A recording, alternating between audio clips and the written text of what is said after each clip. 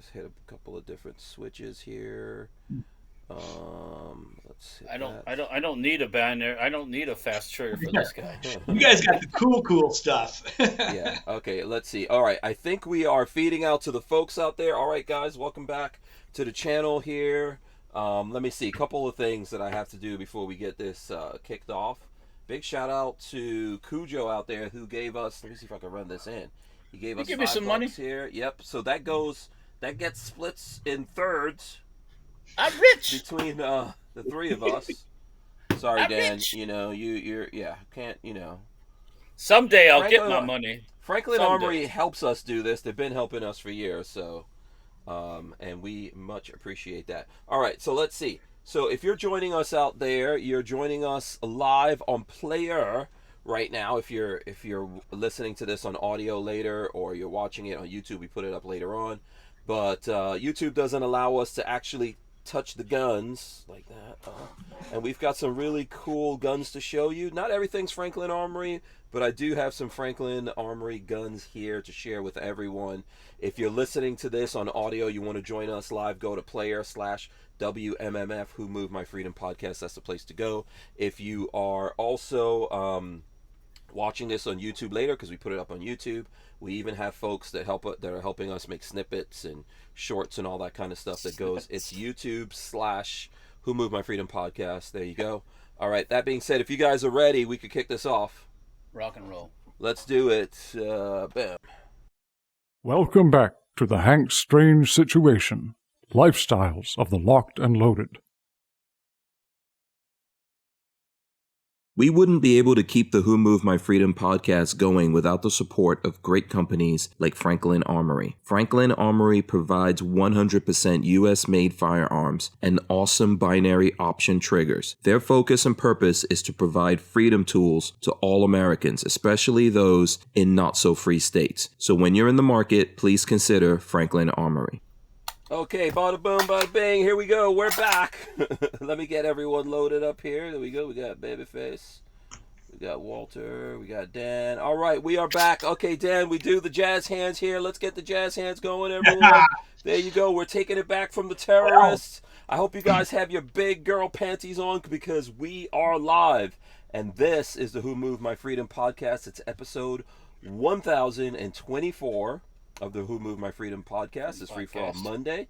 And tonight we've got Dan DeMent of Franklin Armory, along with Walter Keller of Safety Harbor Firearms, and BabyFace P of Chrome Arms joining us. I think I got that all in, right? Woo-hoo! Yeah, you did. Right. Look at Lola being surprised. Lola's shocked. But I got it in. Shout out to everyone out there. Big thanks to Cujo. Let me shout out. I think we've got 42 chilled. There's a chat. Dan, I sent you a link to this, but there's a chat. You guys can put comments in the chat. Smash those arrows ups here on Player. Arrows Shout out up. to Night Train, Up. Chris Cruiseman, Bullis. Oh, there we go. Oh. We got Gen Champ Jr. as well out there. Everyone hit those arrows up. It helps us out a lot here. And if you have questions, let me see. I got it. It don't cost nothing. Hit that up arrow. Yeah, ask us questions here. Let me see. I'll look at this, Lola. There you go. So you can lock it in. And at some point that'll come across over here. So yeah, ask us questions. If you have questions for Franklin Armory, we'll get your questions answered. We'll show you really, really cool guns. Like Cool. I've got several things here that I could show off, and I know Dan has stuff, and Walter and Patrick all have. All our guests, they're hanging out. They're hanging out in the green room. They're waiting to make their special appearance. Oh, okay, awesome. Let me make sure I'm getting Dan's thing up there. Oops. All right, so our special guest is Dan. Dan, I just want to say this. You guys can see it right down there. Franklin Armory.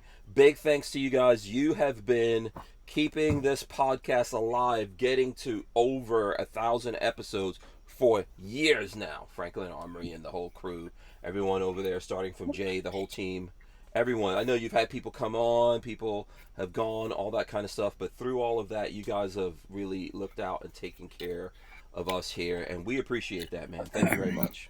Thick and thin. What you guys do. That's we're happy to be here for this larger conversation about freedom. Absolutely. Thank you very much. So let's see here. What's up, Lola? What?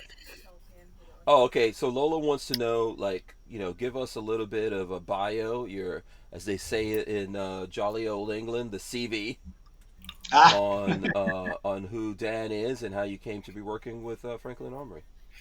well, I'll give you the Reader's Digest version because it's, as you can tell by the gray, my CV is probably quite lengthy. Um, Earlier, as we were prepping for the show, we were talking about where we're physically located in a small town called Minden, Nevada, just south of Carson City, the capital of Nevada, which is about an hour south of Reno, which would be the second largest city in Nevada. And right to my west side here over those hills is the beautiful Lake Tahoe that we share with a state that's not quite as cool as ours called California. But that part of it's still beautiful as well. We just like looking at it and staying on our side. I grew up here, byproduct of the University of Nevada here in Reno, and spent way too many years on the other side of the Sierras, but eventually knew I was making my way back. Okay. Been doing marketing and PR my whole life after graduating with a degree in advertising from UNR, and at one point I kind of made the decision, I want to be doing something not where I necessarily, lucrative career fields and a lot of high tech stuff, but where my passions lie. And a friend and I, we actually made a pact to make our way into the firearms and outdoor sportsman's world because that's what we do and what we enjoy, what I do with my kids and my family. And so 2 degrees removed from Franklin, I made my way after some consulting and doing some smaller projects to Firearms Policy Coalition. And I did marketing and communications for them for a bit and kind of got my teeth wet on the 2A advocacy realm there and really enjoyed my time. And then when we moved here physically, perfect timing, Franklin Armory was looking for what I could bring to the table, and here I am. Oh, sweet. Okay, very cool. Cool. All right, so you've got deep roots in the Second Amendment as well as a bunch of experience doing the marketing side of it, which, in the gun world, I don't know how to put this. I feel like the gun world and some other worlds, it's not just the gun world. I'm also in the RV, the van life world as well. Dark. We're still in the dark ages, I think, for a lot of companies out there. I'm just thinking of that since you're talking about the marketing thing. What do you think when I say that? Do you think that's true that, not everyone in the gun world has caught up to even get on Facebook yet? It's definitely what a lot of people who are, say, like on the agency side of the world in marketing and advertising would consider a legacy industry, right?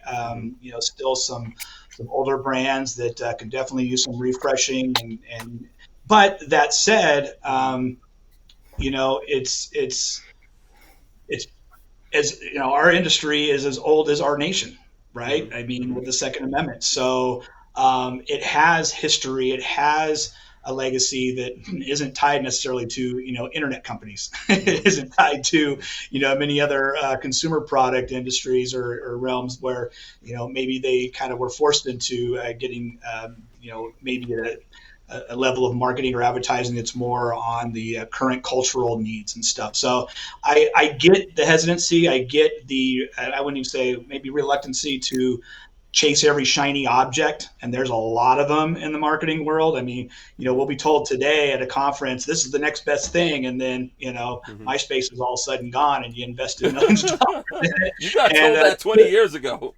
Yeah, good luck for you, right? So I don't blame our industry at all for being hesitant to jump onto every little thing. Now that said, I do think that we could be doing a better job. I would like to say that Franklin is trying our best to be a good steward for our industry and utilizing some of the marketing, public relations, advertising, and overall communications strategies and tactics.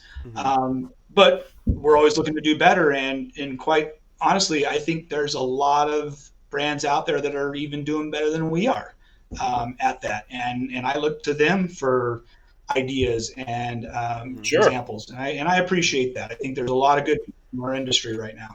Yeah.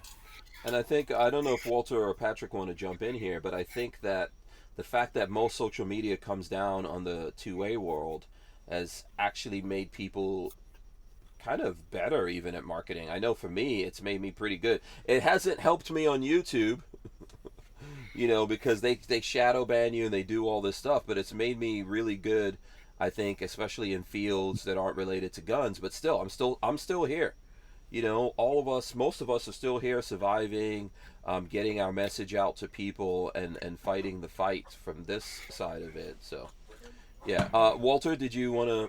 A lot of the internet places you would do your thing on the internet to advertise are not gun friendly. Period. No. So a lot of times you're just pounding your head against the wall in that realm. And then the old school realm, there's magazines and stuff. I mean, I guess some people do read magazines, but not as much as before. So my own experience with a magazine is it's kind of throwing money into the wind. Yep, I agree with that. Yep. Yeah. So yeah, you just go out there. Good magazines out there. What is it like? Recoil's probably the best one. Yeah, but they're more lifestyle magazines than they are Second Amendment magazines. Or I mean, they do a broad. They have to do a broad spectrum of stuff to bring people in, because not everybody's. Yeah, give me my Manson right now. Everybody's not like that. So, so but yeah, you have to. And what we do is I just put stuff out there, and I just put it out there, and people look at it, people share it. You can YouTube is a great. I always tell everybody, use YouTube like a Trojan. Just post stuff. It's not all going to make money. It's all going to get 10 jillion views, but people do see it, and it will get shared. I mean, I put some silly stuff up lately, some shorts, and I can't stop it. It's going up and up and up and up and up. I get called Florida man and everything else, but people are still looking at my stuff. Everybody loves Florida Man. I mean, Florida Man is pretty sexy. I mean, I'm not wrestling alligators or nothing, but listen, right now probably the most famous Florida Man is Orange Man Bad.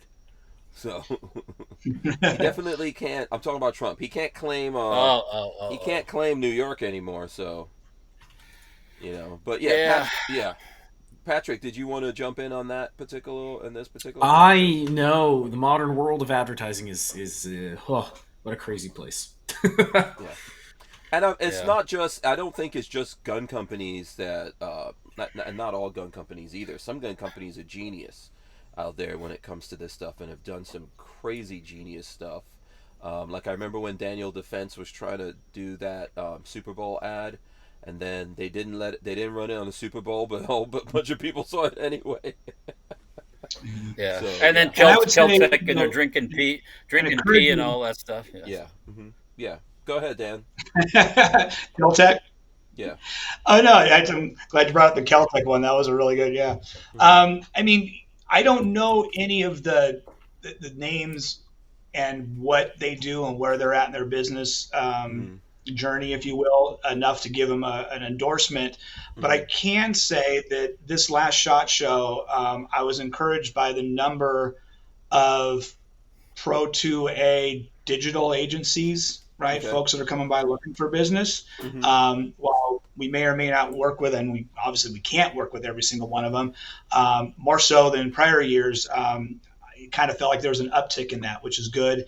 And then there's actually a few tech companies with, supposedly, as the story goes, a decent amount of investment behind them that are trying to come in and create Pro 2A advertising networks and different types of platforms to where we can start exploring maybe some other ad opportunities.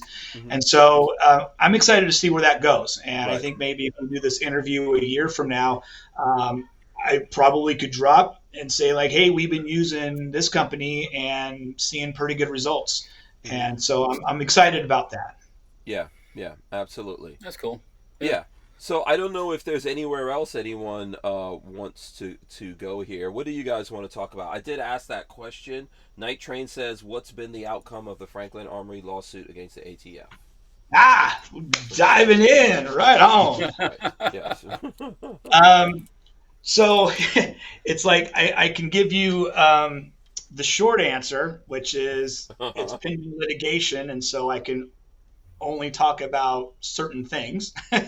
So that said, a brief history for those in your audience who might not be aware. Last January, so of 23, we filed suit against ATF and DOJ, basically in coordination with FRAC.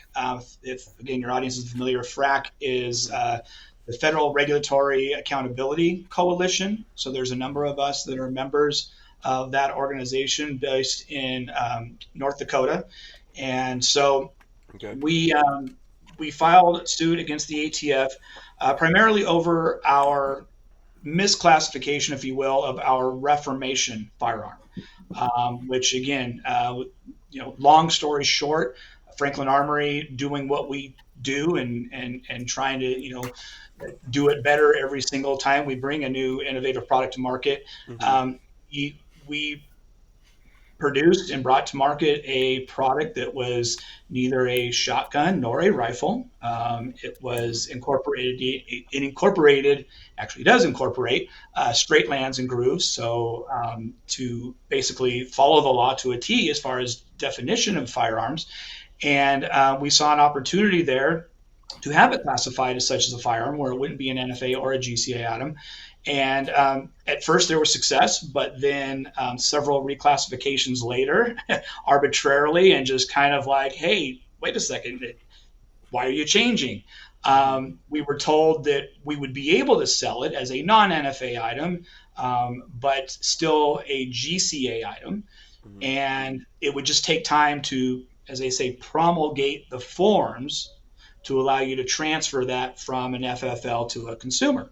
And we said, okay, we don't agree with the classification of it, but we'll work with that.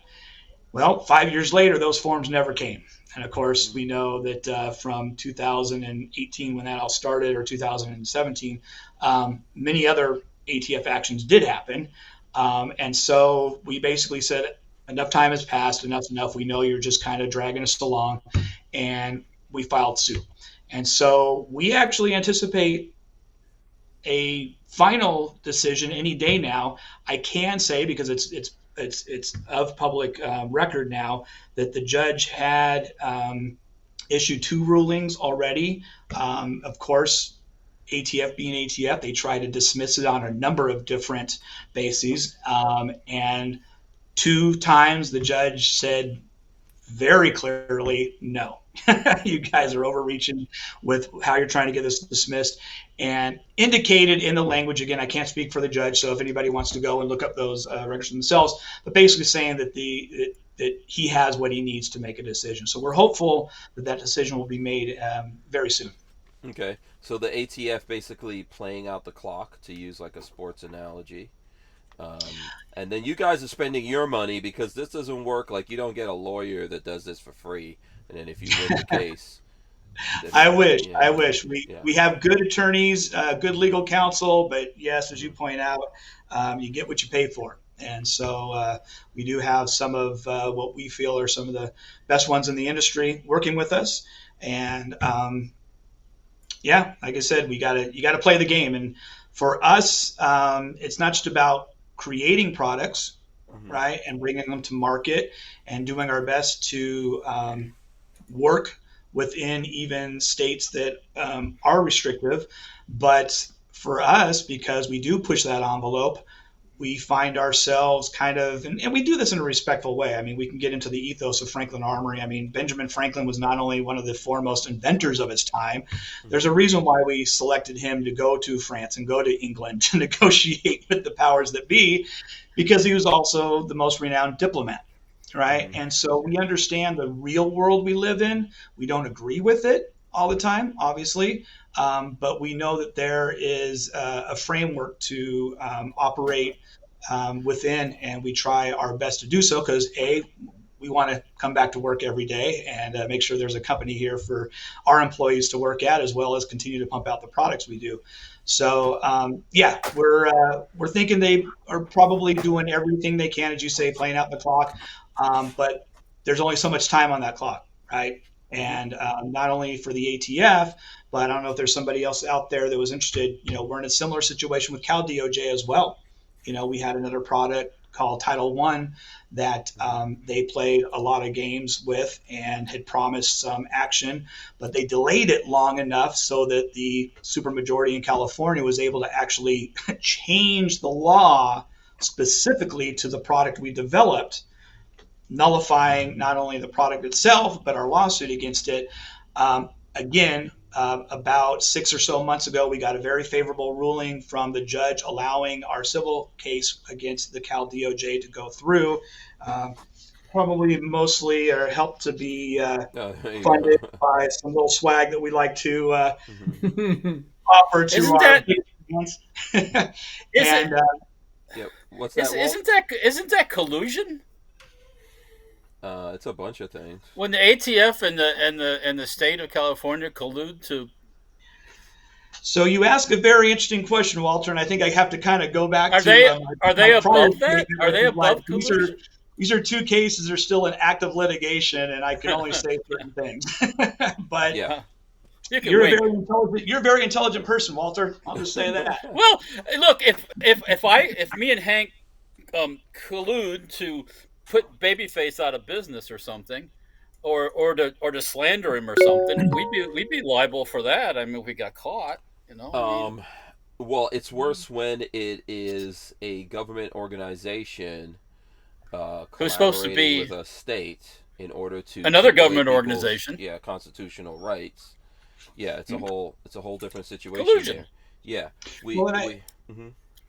Oh, sorry, Hank. Go ahead. No, I was going to say, we've got like 30-something seconds at this point, so we'll carry this over. I did want to share, this is the AI WMMF logo for the night right there. Boom, there you go. So the scruffy dog, Dan, is Babyface P. The Screaming Eagle is Walter. The skull is me. Now, that old dude, I try to make the hair longer to represent Ben Franklin, but the AI didn't. When I put Ben Franklin in there, it refused to do it. And then obviously we got an AR. Wait, did it actually refuse? Oh, 3 seconds. Yeah, I'll ask 3 seconds. We'll be right back. It did. Walther Arms has been making concealed carry handguns for over 90 years, starting with the PPK. Today, Walther is based in the good old US of A and still builds quality firearms like the PPQ and PDP for personal defense and competition. So when you're in the market, please consider Walther Arms. We wouldn't be able to keep the Who Moved My Freedom podcast going without the support of great companies like Walther Arms. All right, so yeah, we're back here. Yes, they did, Babyface P. I mean, yes, the AI said no to doing Ben Franklin. Ben Franklin to a historical figure. Yeah. Yeah. So and yeah. If you could be one of those historical figures, Ben would be a good guy to be because he knew how to live too. He had himself a good time while he was at it. He was not in England and France. He was not a good-looking man, but the ladies loved him for some reason. It don't matter. Oh, he had mad game. Is like Elon Musk good looking? No. I guess Elon Musk is not good looking, but he's got like 20-something kids. It's like that electricity thing. They were enamored with that electricity thing. Yeah. If you're smart, you can make stuff. You can make the ladies laugh. You know how to talk. I mean, do you really need to be Brad Pitt? I don't know. Brad Pitt would have probably been considered ugly back in the days, though. Let's be real. Yeah. So where were we here? So anyway, that's where that's where that graphic comes in. For anyone who wants to know, I see people putting up the stuff with the Supreme Court taking up. They just took up, where is it? Ghost gun case. They just grant cert to the Vanderstock, which is basically the ghost gun rules from ATF. Go ahead. I asked Crump about it. He said they haven't decided.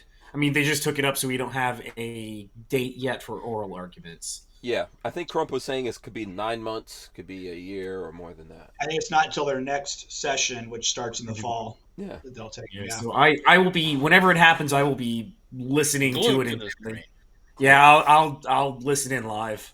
Patrick is a nerd for this. That stuff makes my head explode. Sorry. It gives you, when you listen to how the questions that they're asking, it gives you a strong perspective on which way they're leaning, because they do not hide the question asking at all. They ask very pointed questions that tell you like exactly what they're thinking on a case. Yes, I mean, like when you listen to those liberal judges who were put on there. Oh my God, idiots! Oh my God, Sotomayor. I've listened to her argue the last case. I don't remember which one it was, but the questions she was asking just make no sense. She asks these hypotheticals, and yeah, I realize that they ask a lot of hypotheticals, but hers just make absolutely no sense. She is so out of touch with how guns function, just basic functions of firearms. It's incredible. Yeah. But it's the interesting, beautiful thing about America, right? Like how these things work. And also interesting that people are now trying to pack the Supreme Court, change the rules to benefit them and all that kind of stuff. Only one side is happy to pack the Supreme Court. If Trump gets elected again and says, "Oh, let's pack the Supreme Court." Oh my God. Oh my God, here we go. The world's coming to an end. 100%. And it's the one thing that makes me it's the one thing that makes me happy that Trump was in there for at least not the, well, there might be a few more things, but and he wasn't bacon was cheaper. Yeah. He wasn't like super pro gun. I don't think Trump was super pro gun, but you know what? No. Those Supreme Court seats that he got to fill, I think we're gonna look back on that and say, "Oh yeah." And the federal judges is very important too. That's a real important part. The piggyback off what Patrick was saying is that not only is it interesting to hear the questions and stuff from the judicial side of it, but an eye-opening experience to see. And I got to be careful on how I or define it, but the legal representation on the government side. On the very eye-raising as far as when you talk about a lack of firearms knowledge, and it is mind-blowing as to how in some of these cases they've mounted their, whether it be as a plaintiff or a defendant, mounted their case, and but yet here we are, we're still fighting that fight, right? What did you guys think when, by the way, I've got the what is it? S17-3. You guys always make everything like a real super complicated name. Everything's just complicated, but I mean, it is quite simple. GS173, right? GS173. I'll go through it real quick because it's very simple. G for Glock, right? It's a binary trigger implied for the Glock 17. S, the trigger that comes with it, is a very nice straight trigger. And I thought the S was for strange. Well, between me and you, it is. We just don't want everybody to know. It's favoritism, right? Right. The Glock Strange, Glock 17, and the 3 is the Gen 3, obviously, because the slide and the trigger are meant specifically for that model and generation, so that we can fine-tune it and get it to work perfectly. But yeah, it's a combination, taking our binary firing system to kind of the next level, the very first one for a strike-and-fire handgun. And as you see on probably your video, I know you did a review, you and Walther went out and shot the heck out of it. Because you have to have the ability, if it's a true binary, to be able to select it. We have to include a slide, and it's a very feature-rich slide too, with tritium night sights, even top serration to keep down the glare there. It's optics cut, serrations on the side. But this basically allows you to put the selector paddle and a built-in mode indicator, so you'll always know if you're in binary or semi-automatic mode. Unlike the 3-position trigger, so on a regular, say, rifle PCC, you have position 1's going to be safe, position 2 traditional semi-automatic, and position 3 binary. With the Glocks, there's only 2 positions, right? Because safety is built into the trigger, so you got semi and binary on the Glock. But it's the same function where it fires once on the pull of the trigger, one function, one fire, and it also fires on the release function of the trigger. Yeah. Very nice. I think, Walt, you did some videos. I can't remember whether or not Patrick did. I have one. I did a short, just a quick short of it working. Yeah, we all got some things up there. Very cool. What did you guys think when you saw the head of the ATF trying to take apart a Glock and he couldn't do it? Once again, as it was just mentioned, they're legal. I mean, even I could do that. Yeah. I mean, you can watch a YouTube video and figure out how to take apart a clock. Yeah, I mean, this is kind of ridiculous. He had to go through 2 guns to get the slide off of a Glock. Yeah, I mean, so, I've had my days with those, yeah. but no, I mean, no, it could happen, but I mean, not as many times as he was doing it. Yeah. Or you could give it up to, every time we go to record a video of something goes wrong. Oh yeah. Yeah, the pressure of doing the video or whatever it is just like, just the mojo, I think, maybe, of doing it or whatever. Something always goes wrong, but not that many times. What you guys? That interview was so full of more than just the disassembly of the Glock debacle, right? I mean, just I would share that with as many people as I can. I'd be like, yeah, these are the folks that are in charge. Yeah. All that kind of stuff is funny when you see it. Go ahead, Walt. What you gonna say? Well, and then just look at the press. That's all you got to do. The president. Look at the president. I think it's not necessary to have people who really understand what they're talking about because they've given we'd have a president doesn't understand what he's talking about. So, no. I mean, the president was literally talking about his uncle or something being eaten by cannibals. Eaten by cannibals, yeah. Which they're saying never happened. His own people are saying that never happened. The military, I think his uncle was in the Air Force or something like that. Crash landed or shot down and eaten by... Yeah, and they're saying that never happened because he crashed into the ocean or whatever, but... The cannibal fish, Hank. Mm-hmm. They are... The cannibal fish people got him. Yeah. So... But I think what we're dealing with here is there's no longer this thing of, this person is in charge of this. They need to have some experience and understanding of this because we really want to make this better. Let's say, like, whether you're from the left or the right, you're in charge and you want to do these things right. Like, if you look at transportation just as an example, it's no longer necessary to put anyone in there that knows anything about transportation. You said transportation. You say transportation. Department of Energy. Is that the Right. Yeah. That's no longer a necessity. Okay. Well, I think we can safely say, no matter what the topic is, we can always come back and say, well, binary is better. Right. Okay. Do you guys have bumper stickers that say that? Because if you don't, that would be hilarious. What? Or trademark. I think and I'm trying to look around here. If I'll share it with you guys later. I might even send it. This year at SHOT Show, we had one of those huge billboards, the pillars that had our GS173 because we now have not only this model for 9mm, but the GS223. Oh, go ahead. Show that again. Oh, it was the same one that you had up there. Oh, right. Okay. With the GS173, but we also have its 40 cal Big Brother for the GS223 that we announced at SHOT Show, and that big graphic was binary is better, and so it is. Actually, I'll take it back. I can even show you, kind of like real quickly here. Oh, boom, there you go. We've got that's kind of like one of our ad graphics that you'll see at a lot of shows and stuff right there. Now, in that thing, there were 3 rounds in the air, which I'm trying to find the video here because Lola was telling me that you wanted. Let's see. I don't know if everyone saw this video on April 1st. I don't know if everyone saw this video, but I will play this video for the people. And you're not going to get the audio, but basically, this is you talking about the first trinary trigger. Oh no! I did. Yeah. We decided to have a little fun with the naming convention, and we talked about introducing the world's first trinary firing system.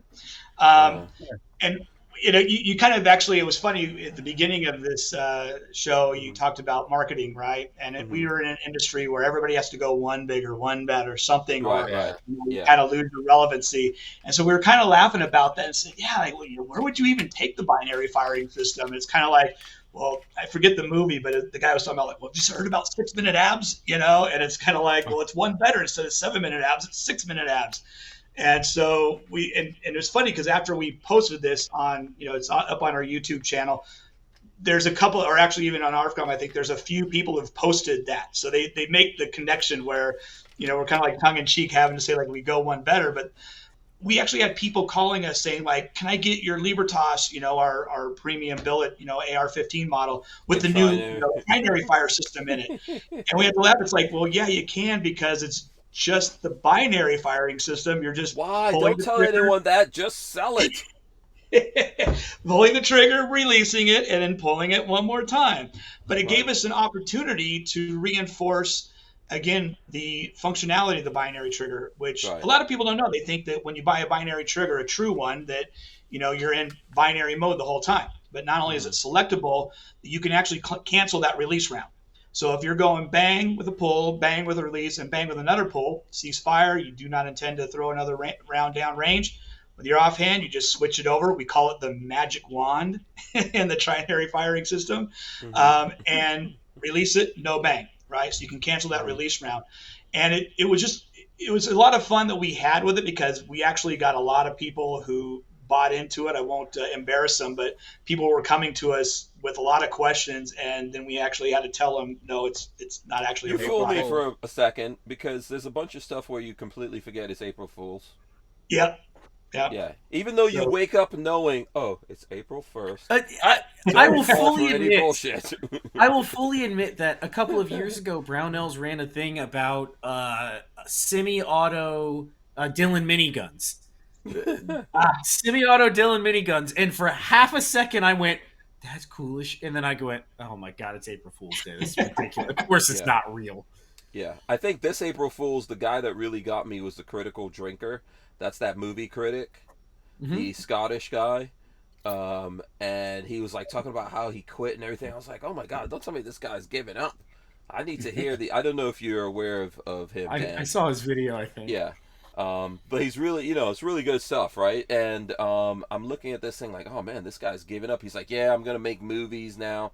I fell for the whole thing. And then he goes at the end, he goes, and by the way, it's April Fool's. And cheers. Yeah. What is this? He goes, just go away now. Something like that he does. Yeah. So it happens. No matter what, it happens. But, I mean, I know you guys have scruples, but I would definitely print that sticker and send it off to people and let them put that sticker. So not only do we have things in the work with binaries better, because I mean, again, in fact, I'll kind of grab that first guest we had talked about here in a second. It's for what the binary firing system is, it's kind of hard to beat, right? I mean, it is better for what we intended it to be. Now, I know that we'll have, Patrick and Walter kind of scoffed, because about a month ago, you guys had talked about the Scorpion World. Yes. And I didn't bring mine. He brought up his, and you two brought up little older models that were, I believe, had some additional enhancements to it. Right. But for those of us that cannot partake in those enhancements, binary is better, and we do make a binary firing system for the CZ Scorpion. And I noticed, Hank, yours didn't have the little red sticker on it. So. Yeah, you don't have that. Is it? Yeah, no, I do. No, it's because I do all the work to install those things on Hank's guns, and then I go, "Do you want the sticker on the outside?" And he goes, "Nah, don't worry about it. Let's just go shoot the video." No, I don't really. That's why. That's why it doesn't have a sticker. All right, because I was going to bring it up. If you don't already have one in there, Hank, I was going to have to get one out to you. Oh, the sticker. Wait, I don't have one. But you, Hank, you have a binary trigger in your Scorpion? Yes, I do. Yeah, I thought so. Yeah, I do. Mm-hmm. Have I shot that?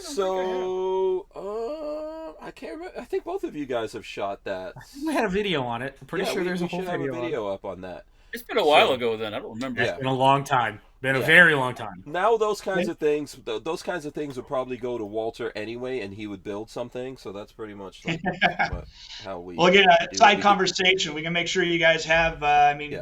This year we announced our 14th and 15th trigger. That's going to be for sticking with the CC realm. Let's go full screen here. You guys might recognize that logo. Oh, as being, Streetbog. Oh, Right? no, Walter. Oh, no. So we've got one that works with the Streetbog SP9 A3 and the A1 model, as well as the A3G that takes the Glock magazines.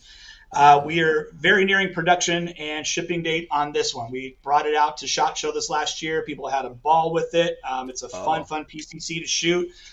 So we're adding that to our CZ Scorpion and MP5 PCC lineup, and we're really excited. So we'll make sure you guys get one of these to kick around and have some fun with. Oh yeah, you got the MP5 there. Yeah. You got the binary in that one too? Oh yeah, absolutely. There's no stickers on anything. I am not even going to say it. I'm not going to say nothing. I don't care for the sticker. I won't tell our legal counsel about that. You need to know what you're. Oh, okay. Well, this is me. This is optional. But you could, you need to know what you're running on anything and whatever you're doing. But yeah. So Walter, which one of those? You have that. You have those, right, Walt? Go ahead. I have 3 Streetbogs because I make stocks for the Streetbogs. The first, second, and third gen. So yep. Yeah. So put that prototype in the mail. Address it to Safety Harbor Firearms. Thank you very much. We will get one out there too. I'm making a note right now. What were you saying, Patrick? You have a good couple of them. You have a very nice AK that has one in it. You have the MP5. You have the. There is a 22 here that I've got a 450 Bushmaster somewhere as well. Oh God, you do have that thing. Yes. Yep, that thing's atrocious. That's awesome. That in your shoulder. It's a 450 Bushmaster pistol as well with binary. Yes, it's horrid. You guys make. Did you guys make the barrel for that? No, you made the something. We had at one point, yes. Yeah, you were doing the lowers too, I think. Or what were you doing? The uppers? Something. Uppers, yeah, something you guys were doing, and we got one of those. Yeah, I mean, this is how we roll around here. We roll binary, trinary, quaternary. That's what some of the people were saying. They're like, "Yeah, we're waiting for the quadnary." Yeah. However many Aries we got to do with, So. And the best part is, again, all the above are still all doable with the binary firing system. Yeah. Yes, they are. Just. Yeah, you're 100% in complete control whether you want to go 1, 2, 3, 4, you name it. Absolutely, yes. As long as you got money for ammo, you're good. Well, speaking of which, here we go. And we got 10 seconds. We got 10 seconds here, but go ahead and show it. Yes, 1022. But it makes it even better to go into the drop-in version. Ooh. We're taking a break. We wouldn't be able to keep the Who Moved My Freedom podcast going without the support of great companies like High Point Firearms and Full Forge Gear, bags and gear for everyday life. Did you know High Point is an American family-owned and operated company located in Ohio with over 30 years of manufacturing experience? High Point is proud to be the home of the working man's gun and your source for affordable handguns and carbines with a lifetime warranty. So when you're in the market, please consider High Point. You know what that reminds me of right there? The High Point thing, which shout out to the High Point guys. When are we getting a binary for High Points? High Point. I mean, because I can make it happen, man. If you need... if you need some guns to test and all that kind of stuff, we know Dave over at High Point. I mean, that would be amazing. I want to do like a ridiculous gold-plated High Point. I shouldn't actually talk about this and then people steal my idea. But yeah, if we can make that thing binary on top of that. Binary heat cannon, huh? Yeah, what? Oh God. I mean, I can tell Dave about that right now. He'll go, yes. Well, you brought up something prior to the break that kind of transitioned us into something.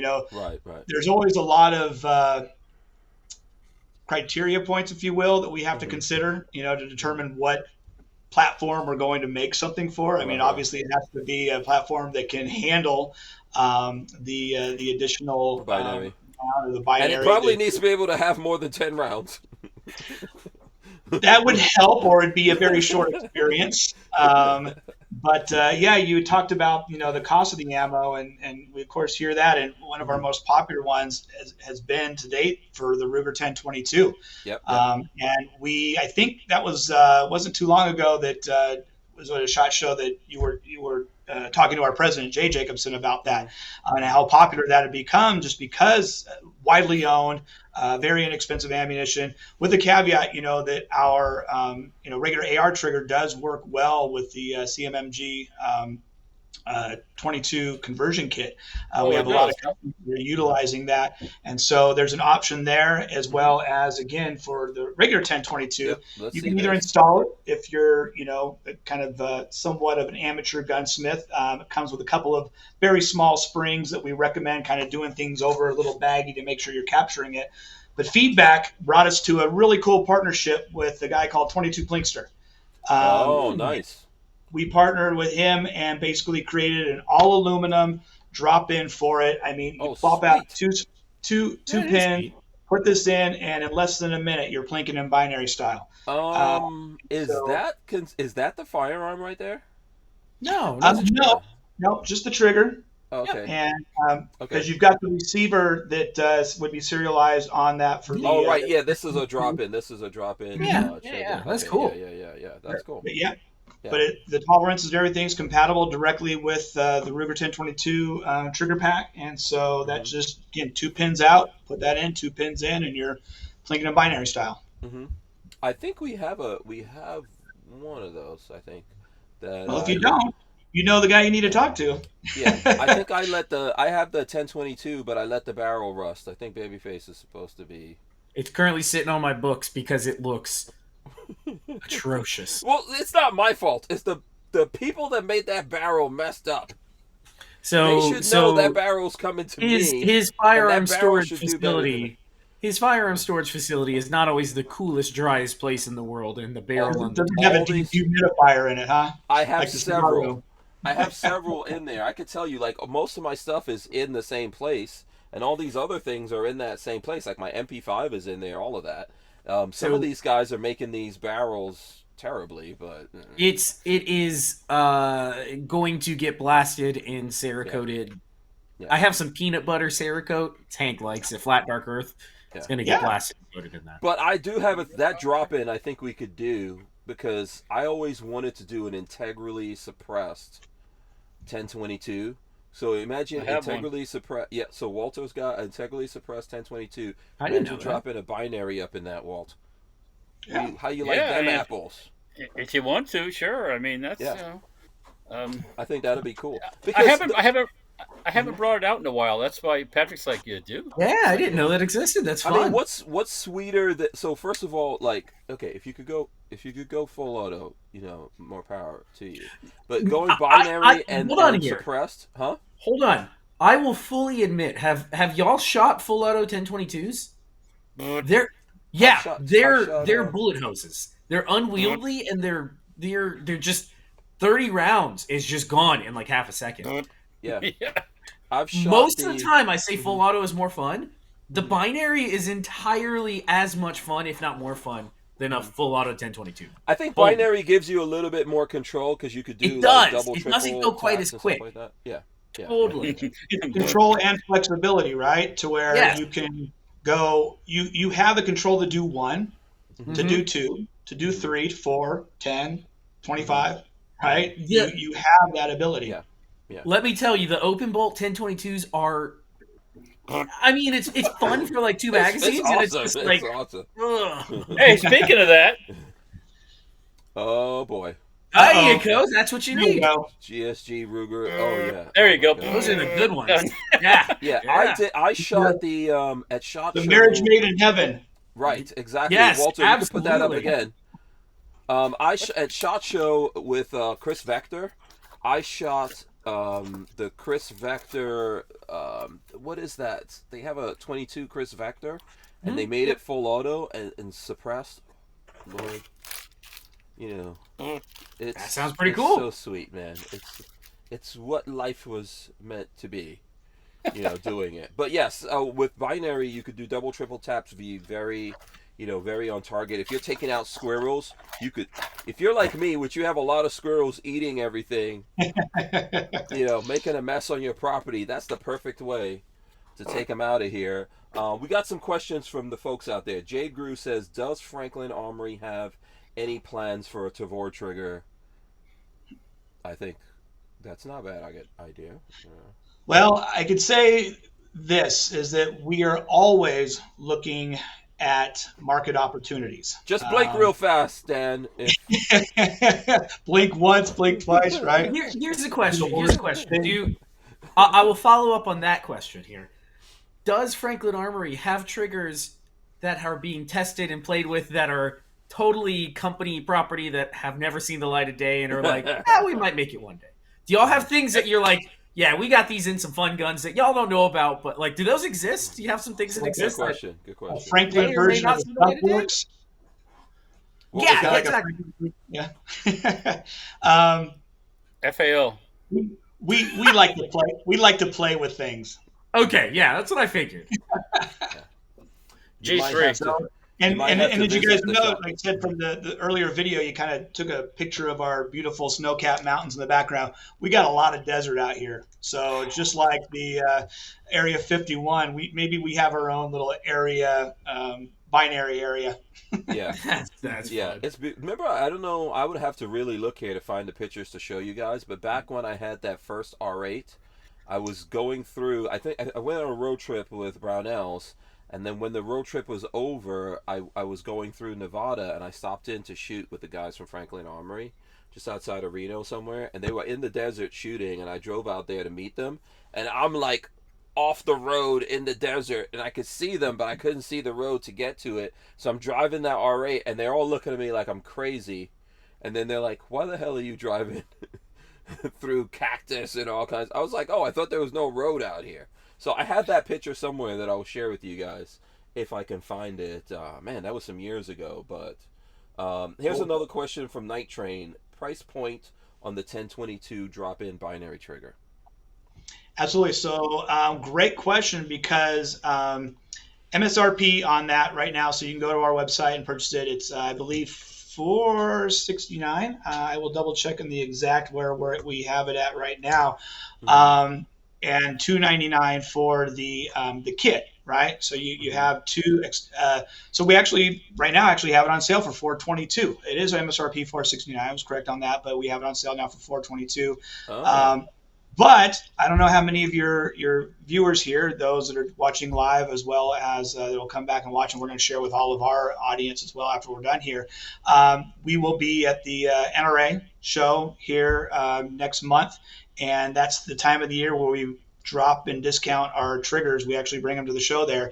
And it's the best pricing of the year for many of our triggers. So folks usually show up in droves to get their opportunity to take one or many of our triggers home with them at the show.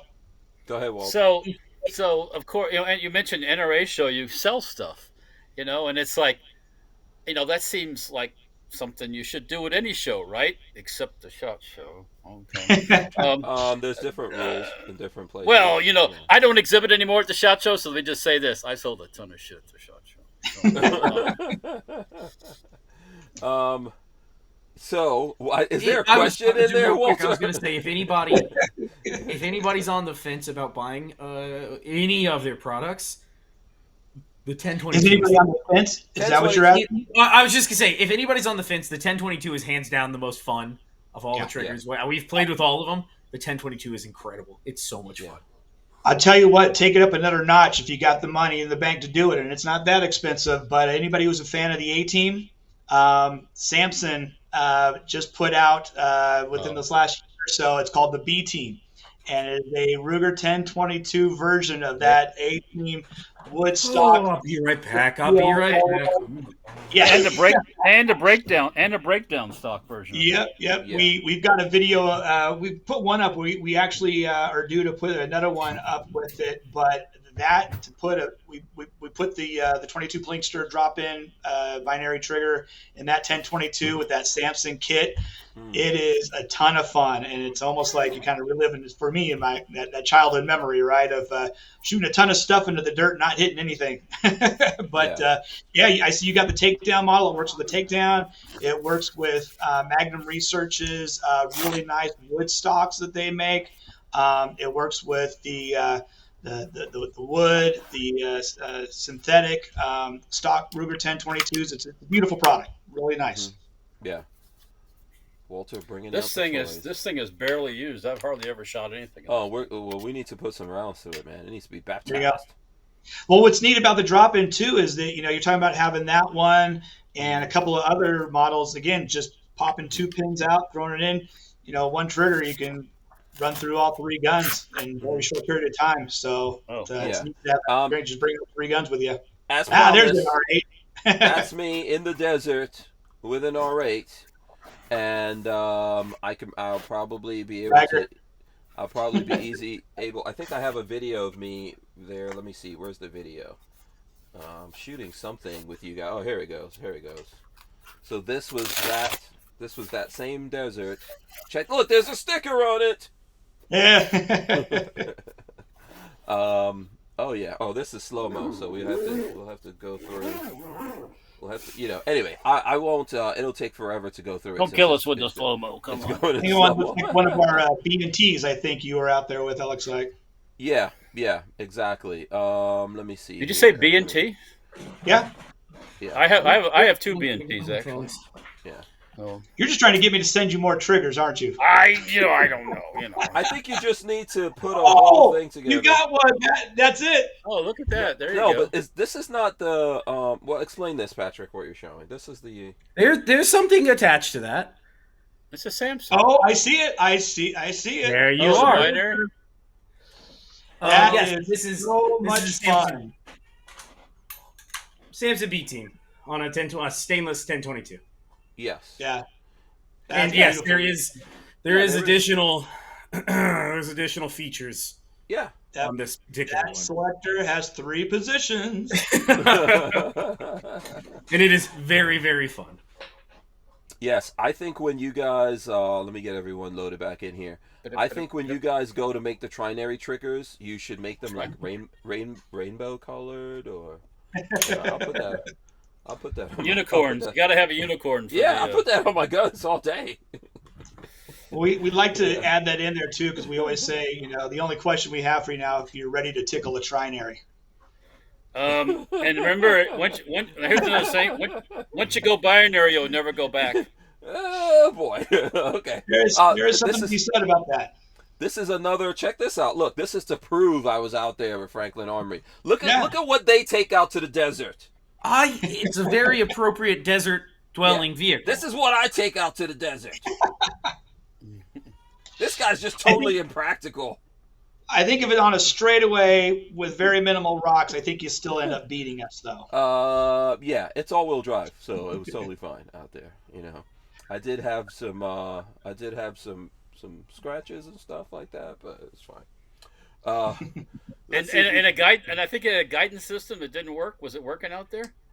No, that's probably one of the reasons why I was driving out into that. No, there's no road. There's no road into that thing. Yeah, that's the one thing about Volkswagen Group, man. They are so horrible when it comes to software. So anyway, but I still miss and love R8s. So let's see. We got some questions in here. Comments. Gen Champ Jr. says need a Keltec CP33 binary. That will be fun. Be a good one. Yeah. What's up with that? Come on. You must have some Keltec stuff in the works. So I think that's the never-ending question, right? I got an idea. Concept. It's that and it really comes down to, I guess the short answer is the more of you that buy a particular firearm, the more interested we are at building a trigger for it. That's really what it comes down to. I think everybody can understand the R&D that goes into making a patented functionality that we have for the binary firing system, but making that work within the housing, within the confines, within the operating system, if you will, whether it be, direct, delayed roller, whatever. It all has to work within there, right? And we have to figure that out. And then if there's a large enough market for it, I would venture to say that we're probably trying to pull the trigger out for it. Okay, so what you're saying is if we create a write-in campaign to Franklin Armory, we can get a trigger made. That's what I heard, blah, blah, blah, make a write-in campaign, get your trigger made, blah, blah, blah. That's what I heard just now. I would say it would have to be a write-in campaign to the manufacturer of the gun you want us to build a binary trigger for. Right. Because as soon as you can get them to sell you more of those, then that's a market opportunity for us. Right. Okay. Understood. Walter, what was your idea? No, I mean, am I going to make a binary trigger for some oddball semi-auto that nobody buys? No. 1022, AR-15, all these ones that have been mentioned. Basics. Yeah. Well, what bullpup do you guys have a trigger for? Bullpup 0 right now. Keep it that way.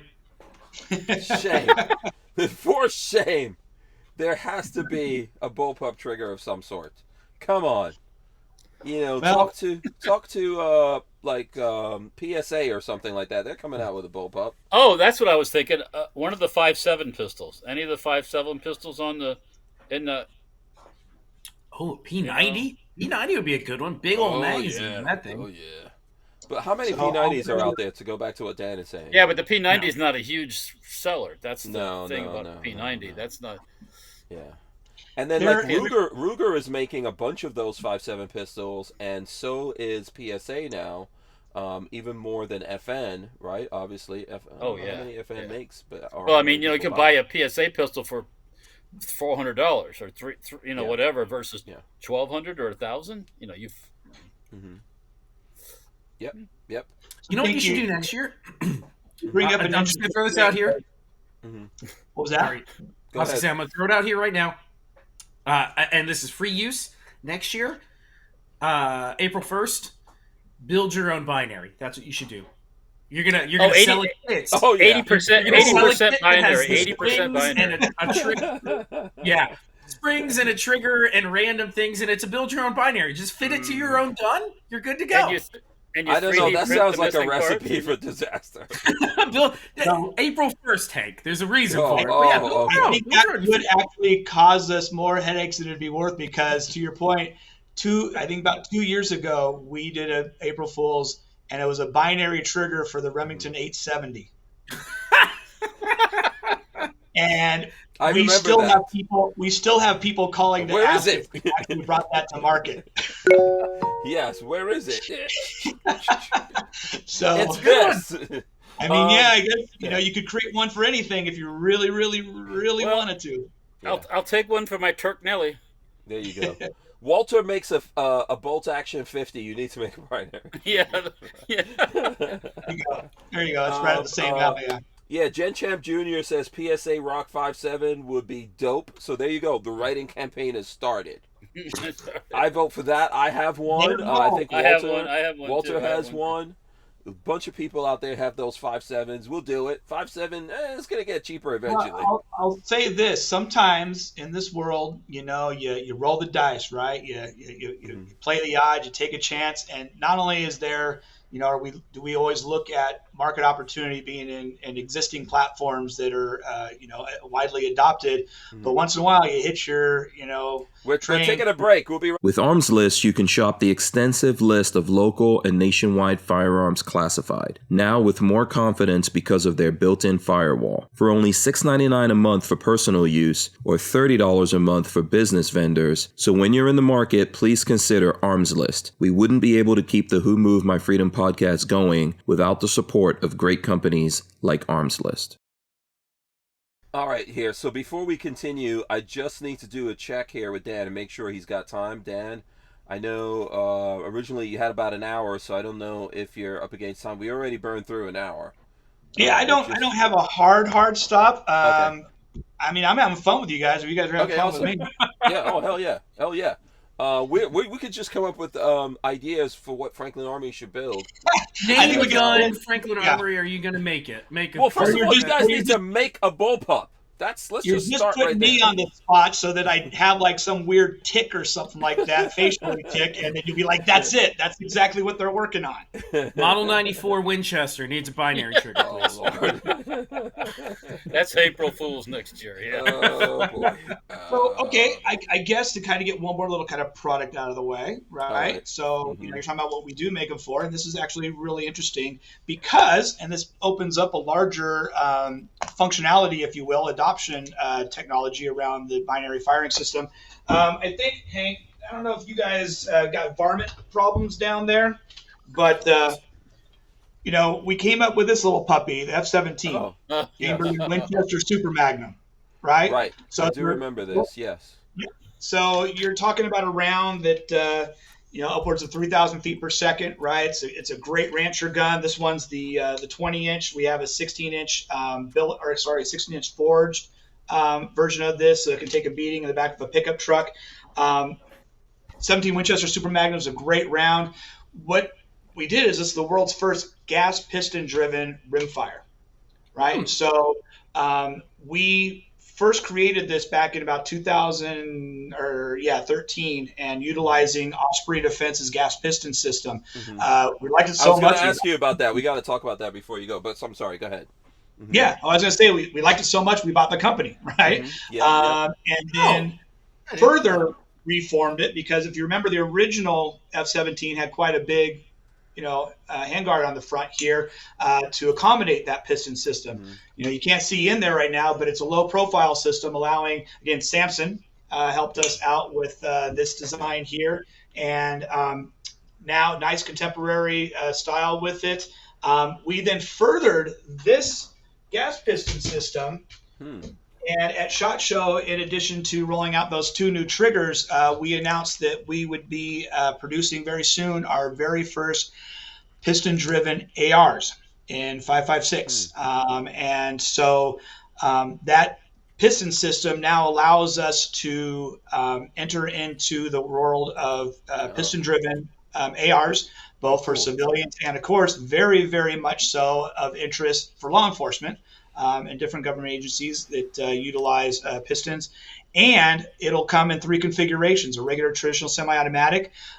You can also buy just the upper kit, right? Because some people like to be able to switch back and forth.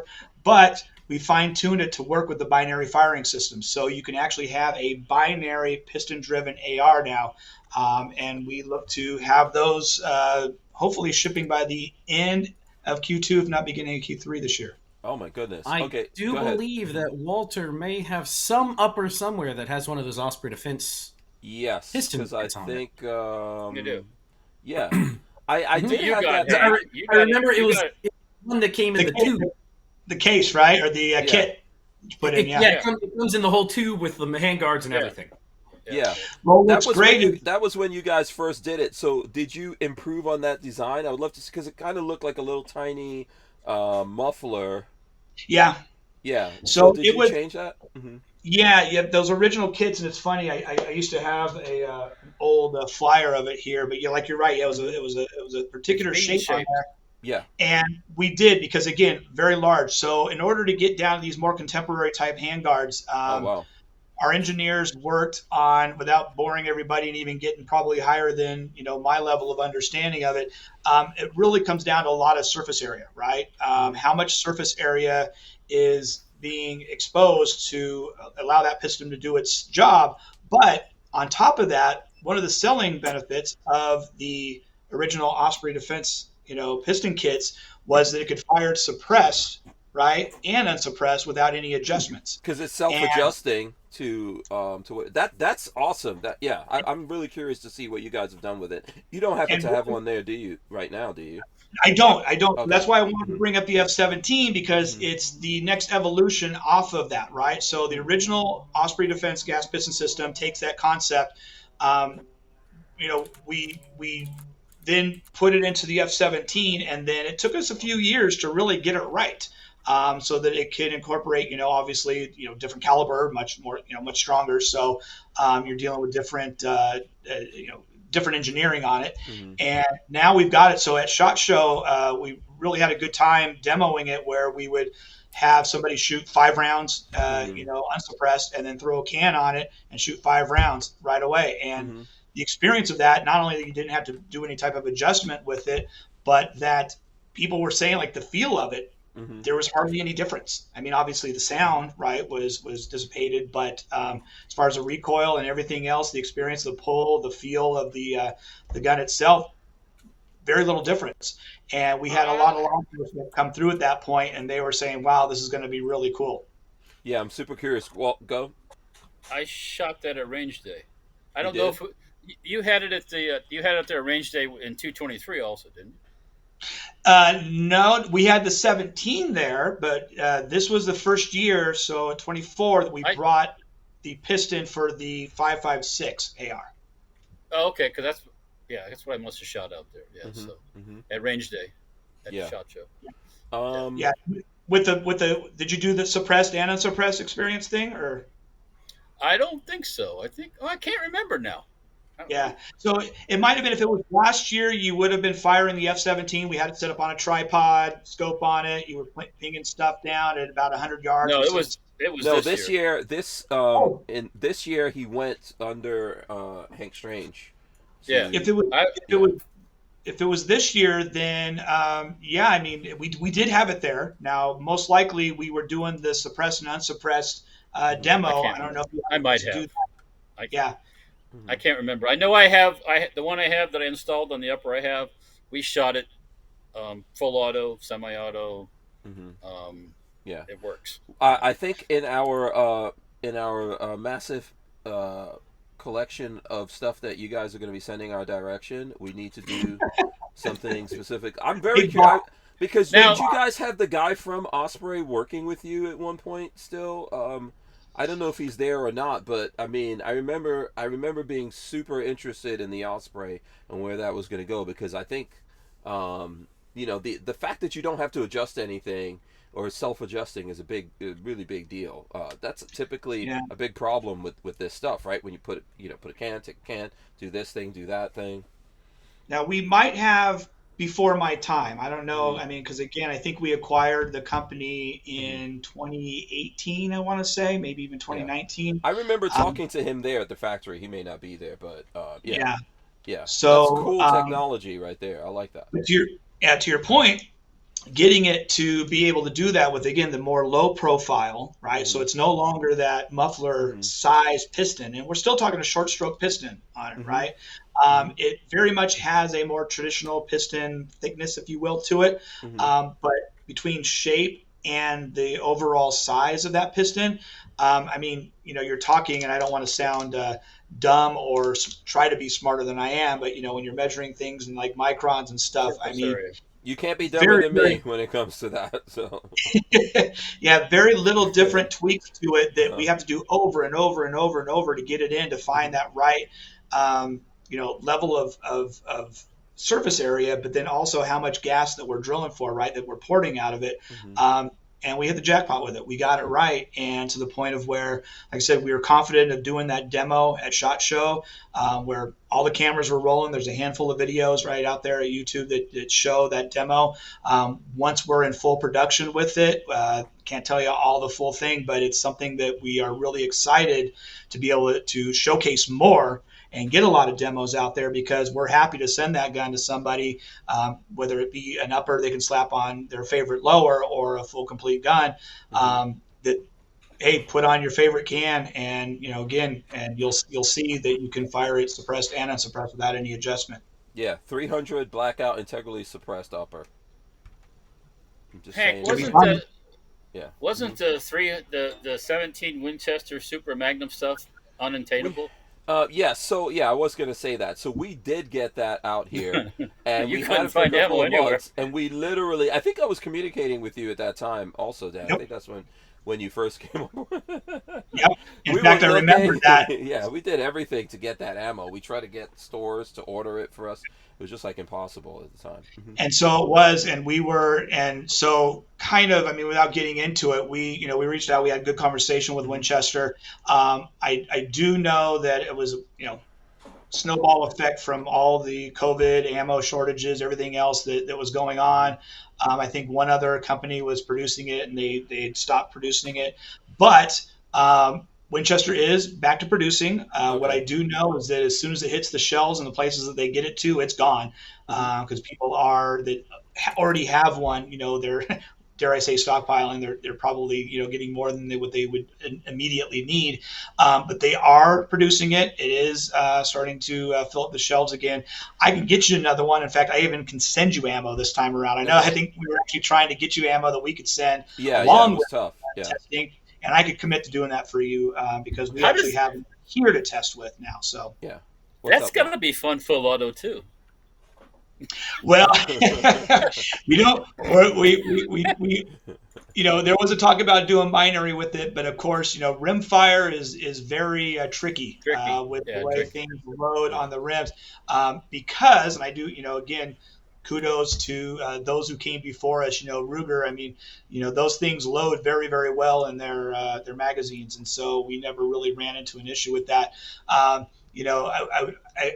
would be disingenuous by saying we're not always looking for ways to do it, but for right now, we only offer the 17 and just traditional semi. Yeah, we can figure out a way to do it. Don't worry about it. This is why I've got manufacturers, gunsmiths on the team. You mentioned Ruger. You mentioned Ruger. The Ruger Mark II. Nobody makes anything binary for that, do they? The pistol? Like 2245? Yeah. No, the old school Mark II Ruger, or Mark I, Mark II. They have a drum magazine for that too? Stick it out the bottom? No, I don't probably think so. can, yeah. Yeah, you probably, yeah. I don't think anyone made one. But those are very popular guns. Great plinkers and stuff like that. Especially like out here in Florida, there's a ton of those that I've seen. Very popular here. Yeah, you know what, man? I obviously you guys always have some cool stuff going on out there, but maybe we need to either get you guys to come out here or come visit. I'll stop by when I'm in town. I should be. Please do, yeah. Because I mean, it's easy. Obviously, we have the desert and stuff. We could maybe take you to our secret place, right? And you can see some of the stuff we got in development. Oh, yeah. You have a clandestine testing facility too, don't you? But yeah. One way or another, I always enjoy shooting with different folks and getting different perspectives on things. And like I said, we appreciate not only the support you've given us all, throughout the years, but really appreciate the larger conversations on freedom that you guys do, because it's more than just guns, Yeah, no, I think that, that's a two-way thing. And for me, when I look at companies doing anything, right, not just in the gun world, but anything out there, you want to see if the people are really into this. Do they really like this, enjoy this? Is this really their thing? I've never met anyone at Franklin Armory that's not into guns, and that this isn't like a fun thing for them to do. I mean, even like you said, you're on here as the marketing guy, but man, I can just tell from the conversation we're having with you, you're all up into this. So we appreciate that. That seems like it's like every gun company should be that way, but it's not. So, okay, it looks like we got Chromie V joining us here. Let's see. He is supposed to be going to take a bath, and he has pizza on his mouth, and he came strolling in here and asked to be picked up. Who's that?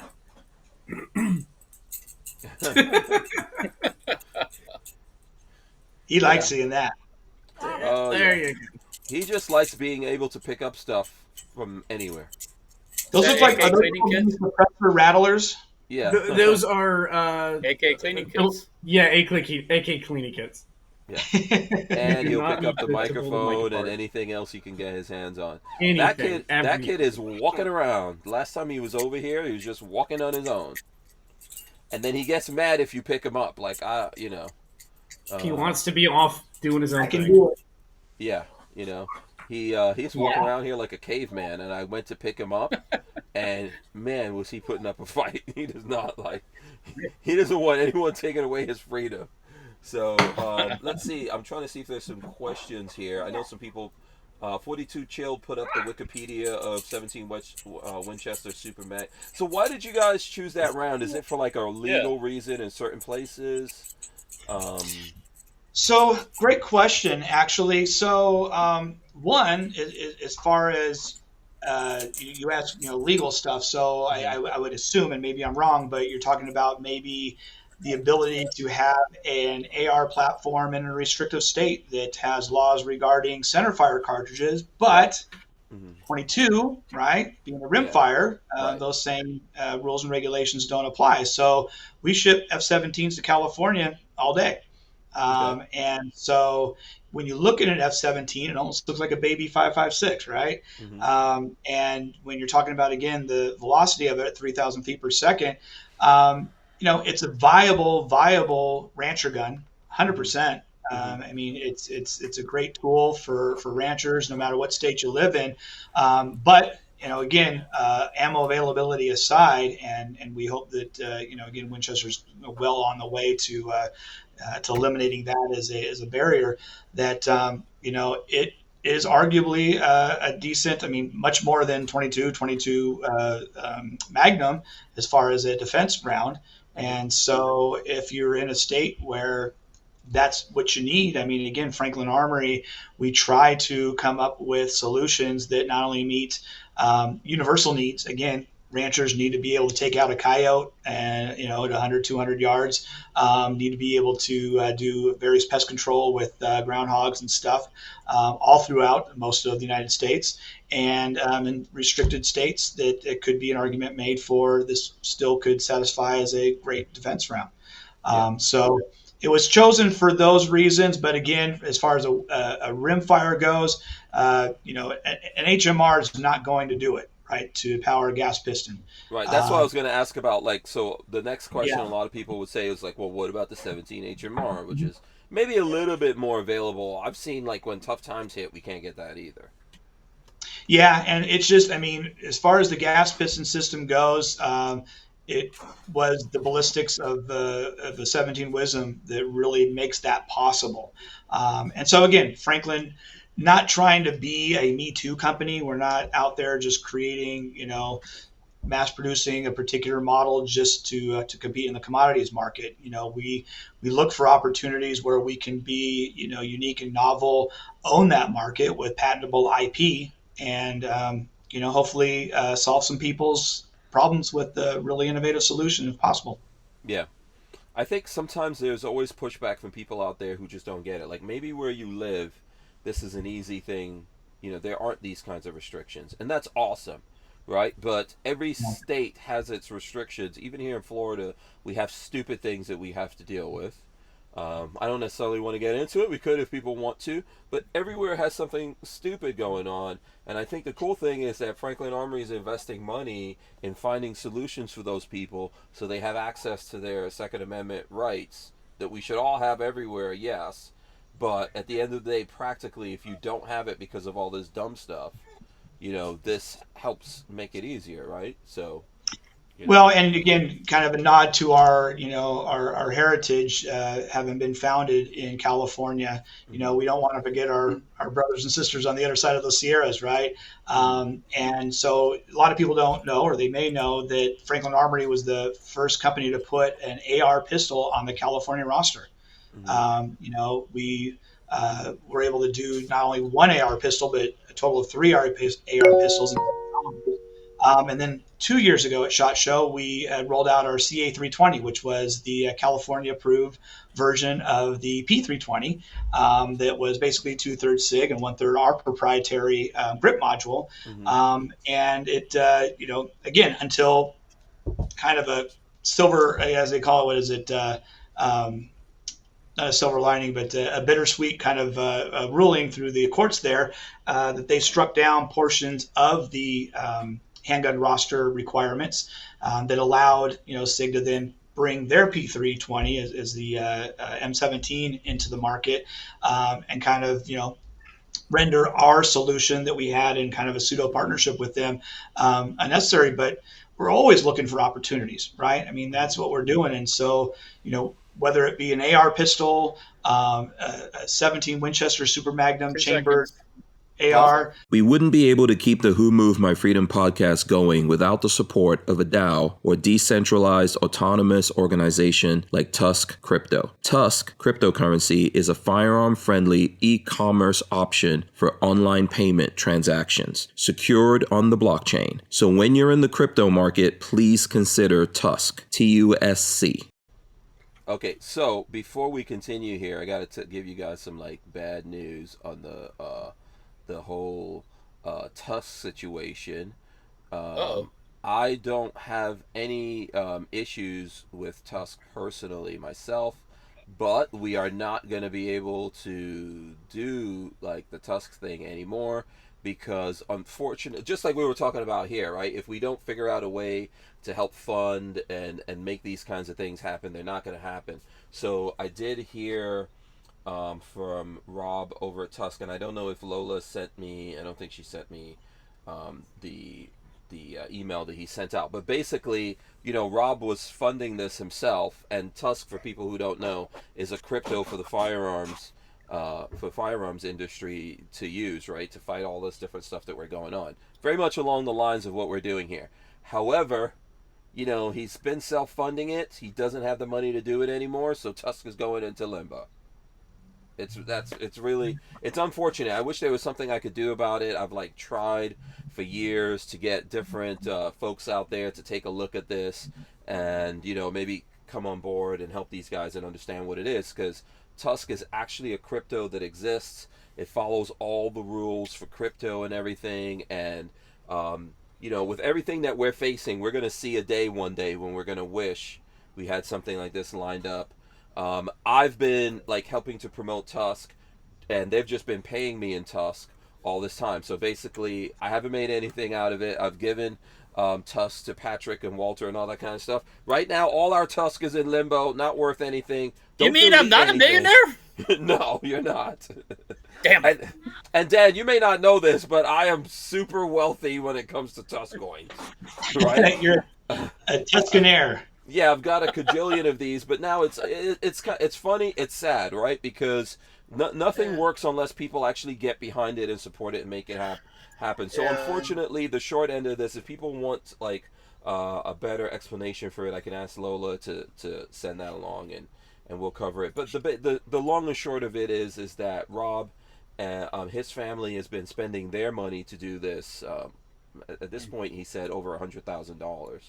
And it's just not something that's sustainable. So it's all getting suspended right now. If there ever is anyone who cares about this or wants to know what's going on or maybe help out, you guys can always reach out to me and we can figure out a way. But I think when you look at what they're trying to do to the world, and to a lot of different people, but specifically to the Second Amendment folks, to keep us from being able to buy and sell things to each other and all that, we'll find out one day that it's something we should have looked at, and especially when you see that even Bitcoin went down, but it's coming back and actually becoming established. And even the Biden administration has been pushing to make a dollar crypto. I don't think that's a solution to anything. But yeah, so that's the deal. So you guys won't be seeing the Tusk stuff anymore. I'm going to be taking all that down. You won't see it here on the podcast anymore. Rob's a good guy. He came on. He spent a lot of time trying to explain everything. Hopefully we'll still get him to come on and talk to us about stuff. He's still a gang guy and all of that kind of stuff, but we just can't keep going with it. So that's it. He's right out their way, if I'm not mistaken. Yeah, he's in Utah. Rob's in Utah. And I understand where he's coming from, man. I've been trying to get him to come on lately, especially, with the resurgence of Bitcoin. But yeah, so that's the way it goes. I don't have any, Rob and I are cool. I really thought this was a good way for folks to learn about this stuff and become aware of it. I learned a lot about crypto and all that doing this. And yeah, I mean, it's still going to exist out there. So if someone wants to come along, I think that's what he said in his letter. If someone out there has the wherewithal to help keep this going and they're interested in funding it, he's still open to that kind of stuff, but he just can't keep doing it personally himself. So, any questions on that from anyone? It's like, What? I'm just funny saying how you I got to any be questions? there. Anybody? Any questions? Yeah. What's that, Walt? I'm just saying I'm not. Yeah, it's not cool. I'm not happy about it. Well, I think we all knew it was going to happen, right? Like, how long can you keep this thing no. going without support? It's not a long That's time. business. That's Yeah. like making a binary trigger for a gun that don't sell. You ain't gonna do it forever. You just ain't gonna do it. So yeah, it's tough. You have to put. I don't want to make it the theme of this, but it's. And I was telling Dan this before we started. Like, there's, what I like about Franklin Armory is they're really putting their money where their mouth is. The easy part of owning a gun manufacturer is just making a version of what everyone else is making. And that's me saying it, right? I think the way that you guys do things, Dan, you're not trying to get out there and beat up on anyone or anything like that. But that's the easy thing to do. The expensive thing to do is develop and manufacture things and then have to go out there and fight, fight with, in different states and all that, right? Well, and if I could say one thing, listening to your story, I don't know the organization or the person in general, but what I would, I guess, be encouraged by is that, there are folks, whether we want to call them patriots or just good old fashioned Americans, that are trying to do something right, trying to do something better.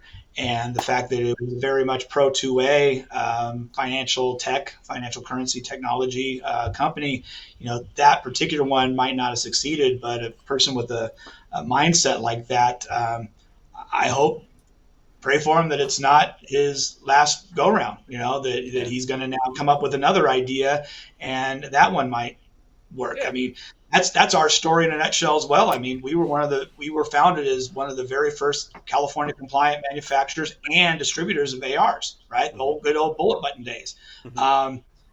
Very quickly though, the big companies realized that there was a market in California that they could make some money on, and they kind of came in and took our lunch, right? And I mean, do we hold a grudge against it? No, that's business, right? I mean, but that forced us to then pivot and say, hey, we can't be in the commodities market. We just can't compete with companies that have already been here, done that, have the track record.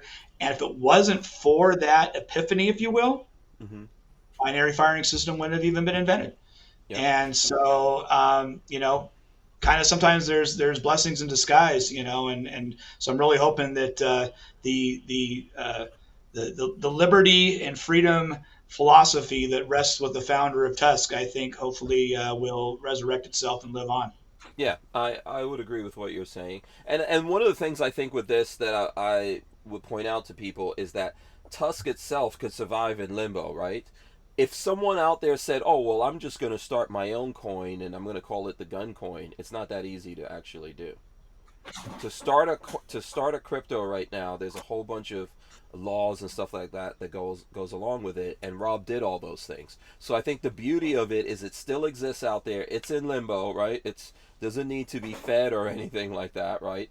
It can go into stasis, and then when people realize that this is a necessary thing, this is something that a company or a group of people can come along and say, hey, we want to buy into that or whatever it is, and bring it back to life, because it would be very, very, very, very expensive and very difficult to start that process all over again now with the way that laws are, and that's my understanding of it. So, all right, let's see what else we want to go into here. I think, were you talking about the Reformation? Is that the one that was almost like a revolver, or am I thinking about something else?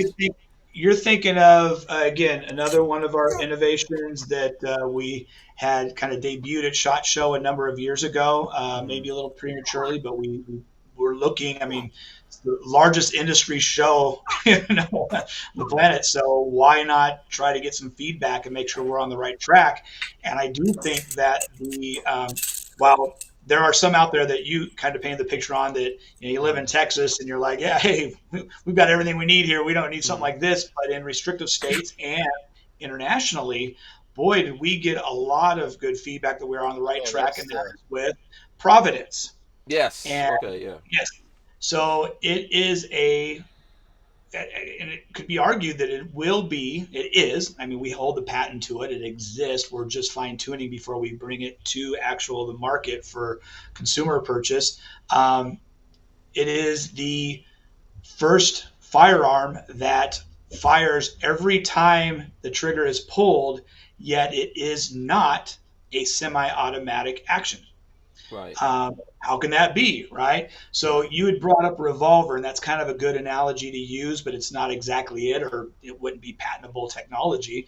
But as you pull the trigger, it basically pulls back the bolt, loads another round in as it's going forward, and fires, and it will not cycle that round. So the gun itself is designed to be the safest, the quietest, and the cleanest firearm ever invented. And why we can say that is, and again, people are like, well, it's kind of a lot, to pack into one design. It was the mother of necessity, right? They say invention's the mother, right? Necessity is the mother of invention. Yeah, I had to remember my Schoolhouse Rock theme, right? Yeah, don't have a W moment, like right. Fool me once, shame on you. Fool me twice. Don't fool me twice, because can't fool me again. And so it's strategery. And so the all these things kind of started coming into play as we were looking at how can we develop an action that could work within the confines of the law of not only the restrictive states that we're aware of here in the U.S., but also other countries. Australia, England. And the idea is that, there will never be a live round in the chamber, because as you pull the trigger back, it will be pulling the bolt back and then releasing all at once, locks that, pushes a round in, locks the bolt, so that when it fires, everything is going out the muzzle, right? And so it is perfect for suppression because there is none of that blowback is going through the action. So everything will be blown out through the muzzle. So it's great to be suppressed sound wise, right? So quietest, everything can be suppressed and quiet going out that end. It's not coming through the action. So that improves on the level of cleanliness, right? If you're not getting all that fouling and all that, carbon buildup in the action itself, it could be argued that it could be among, if not the most cleanest, among the cleanest. And then again, the safest, because at no given time will there ever be a live round in the chamber. And so when you factor all those things in, as we further develop and bring that to market, we're really hoping that it works with, again, not only in the restrictive states to meet their concerns about safety issues, which we'll play along with there, but again, Australia, New Zealand, the UK, numerous European countries, potentially Canada, that it fits their restrictions as well, so that hopefully we bring a firearm to these markets. And again, not just a firearm, but what does a firearm represent? It's a tool that allows you to exercise your God-given right to self-defense, period. If countries and governments are going to take away that right, Franklin Armory's ethos is to always continue to try to do our best to find a way of getting that right back into your hands, because you deserve that right. It is a God-given right. Yeah. So that's still in development, you're saying, right? Correct. And bless you, Patrick. Yeah. I think you're muted. Oh, there you go. I muted on purpose because I didn't want to sneeze. Right. Yeah. So again, the feedback we got, we're really happy that we brought it. Granted, if to bring a product like that to market, we have to make sure that it's ready for prime time, if you will, right? Because so many, do I dare say, so many great products come to market and it wasn't the right time, and hence they do have to fold, right? We just talked about an example. We want to make sure that because of the amount of time, money, everything else that's been invested in this, to go into production is going to cost even more. So for us to take it to that next level, because it's not like we're just developing a new trigger, right? And we can get parts made because it's simple. This is arguably the first new firearm action in potentially over 100 years. And so to do that, we want to make sure we're doing it right. And we hope it's not too far in the future, but yeah, that is Providence, and we hope it lives up to its name. Yeah. Walt? Yeah. Oh, I mean, yeah, you have to have a profitable market. Yeah. I mean, you can have the coolest stuff in the world, but if it's either a Ferrari that nobody has money for a Ferrari, or a need, it'll just sit there and you'll look, Mhm. and people will just look at it and talk bad about it. So Yeah. you know, A need, and if you will, I mean, again, we're developing this, and so we have R&D parts, but now all of a sudden you look, if it's what we hope that it will become, not only are we going to have to look at production for restrictive states, but yeah, imagine the global demand on Yeah. this. That's a big deal. We talked Yeah. about the 17 Winchester Super Magnum. Yeah. High in demand. There's a lot of people who Yeah. really want that, and maybe caught Winchester by surprise. I don't know, but you have to be able to tool yourselves to make that meet that demand with the supply. And that's, of course, that's the Achilles heel of any business, right? Is to come out with a really awesome product and then not be able to supply that demand. Yeah. I mean, but it could be done. Look at every time they put a hold on the hold of selling 30-round magazines in California. How many magazines come out of the woodwork and get sold? Yeah, California is a cluster. Yeah. I mean, So, you can't base your bit. I can't base my business on California. Sorry, I can't do it. Yeah, it's not. But what I'm saying to you is that there is I think there is. Sorry, I'm just trying to get this thing to lock in and focus. Yeah, there is a need though for these things. Sure. You've got states out there or countries out there even where the people can't defend themselves, and then this is the reason even for the instability or insecurity that we're dealing with. Just imagine if people in Mexico could actually defend themselves, right? The folks out there who are hardworking and all that kind of stuff, or a lot of other countries in the world, it would make a big difference. Isn't this what everyone celebrated when the Ukrainians were Ukrainians started fighting for themselves? Isn't that what happened? I guess. No. I don't think handing guns out to Mexico is going to fix Mexico. Sorry, it's not going to fix Mexico. No, the bad guys. Handing guns out to Colombians the is bad not guys going in to the fix military there have those things. The problem it's just like if you look at Haiti right now, all the bad guys have a bunch of guns. What about the people that are trapped having to deal with those dudes? It's not going to fix it though. Handing out guns. The people fix it. Guns. I don't care. I don't care. Don't. You have to have the motivation to do the fixing. If you're going to get the gun and, like I say before, sell it to the bad guy, there's no motivation. Sorry. Yeah. The motivation is to eat. Right. That's what. But the that's why I'm is. saying. That's why I'm saying the people have to find the motivation in America. You have to teach people to be motivated. You have to motivate people to be motivated. You can't just hand them out and say, "Hey, go do it." They're going to say, "Hey, fuck you! I'm going home." I'm not getting shot. I agree and disagree. I agree and disagree with you. So I don't think you. It's like I have kids, right? And I think probably anyone who has kids can understand this. I can't teach my kids motivation. My kids' motivation and my motivation comes from within a person. So to the person, you have to look at your life and go, shit. This sucks. I don't want my life. So like when my dad explained to me, my dad had a really good job in Guyana. He worked for the government. He was the boss and all that. And he said, like they gave him a house, all this kind of stuff. And he said, you know why I decided for us to get the hell out of Guyana? This is a socialist country, right? He said because one day my one pair of shoes I had wore out. And I went to look at the store to see what it would cost to get a new pair of shoes, and it would cost several months' salary for me to get a new pair of shoes. And I said, you know what? I don't want my kids to grow up in this place. And so both my parents gave up everything. Imagine, like you guys were born here in America, so your family might have land, property, something that you can inherit. My parents gave all of that up for them and for their children and gave up that place. That's motivation. You're right. People need to find that motivation from themselves, inside of themselves, and then they do need tools to be able to fight back and get rid of the bad people that exist out there, right? That are bringing them down. So I think, this is the problem that we have in the world. The wrong people we can look at America, look at New York. Only the cops and the bad guys are allowed to have guns over there. How's that work out? It doesn't, right? There's things that happen there that won't happen in Florida. Right? So that's just my little point of view on that one.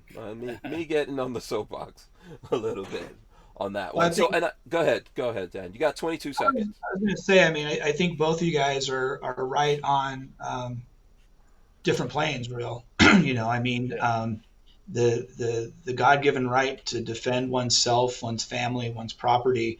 It's a natural right. It's a it's a constitutional right here in our country for a good reason. Yeah, we're going to be right back. The Who Moved My Freedom podcast is made possible by our partners at 2A Commerce. Veteran-owned and with over 20 years experience, 2A Commerce is the leader in custom e-commerce and web application development in the shooting sports industry. Clients include major brands such as Guard Dog Body Armor, Sylvan Arms, AccuFire Technologies, The Tactical Games, Warrior Knife Company, and yours truly, Hank Strange. Visit 2A Commerce and support this show by supporting them. Once again, visit the number 2acommerce.com.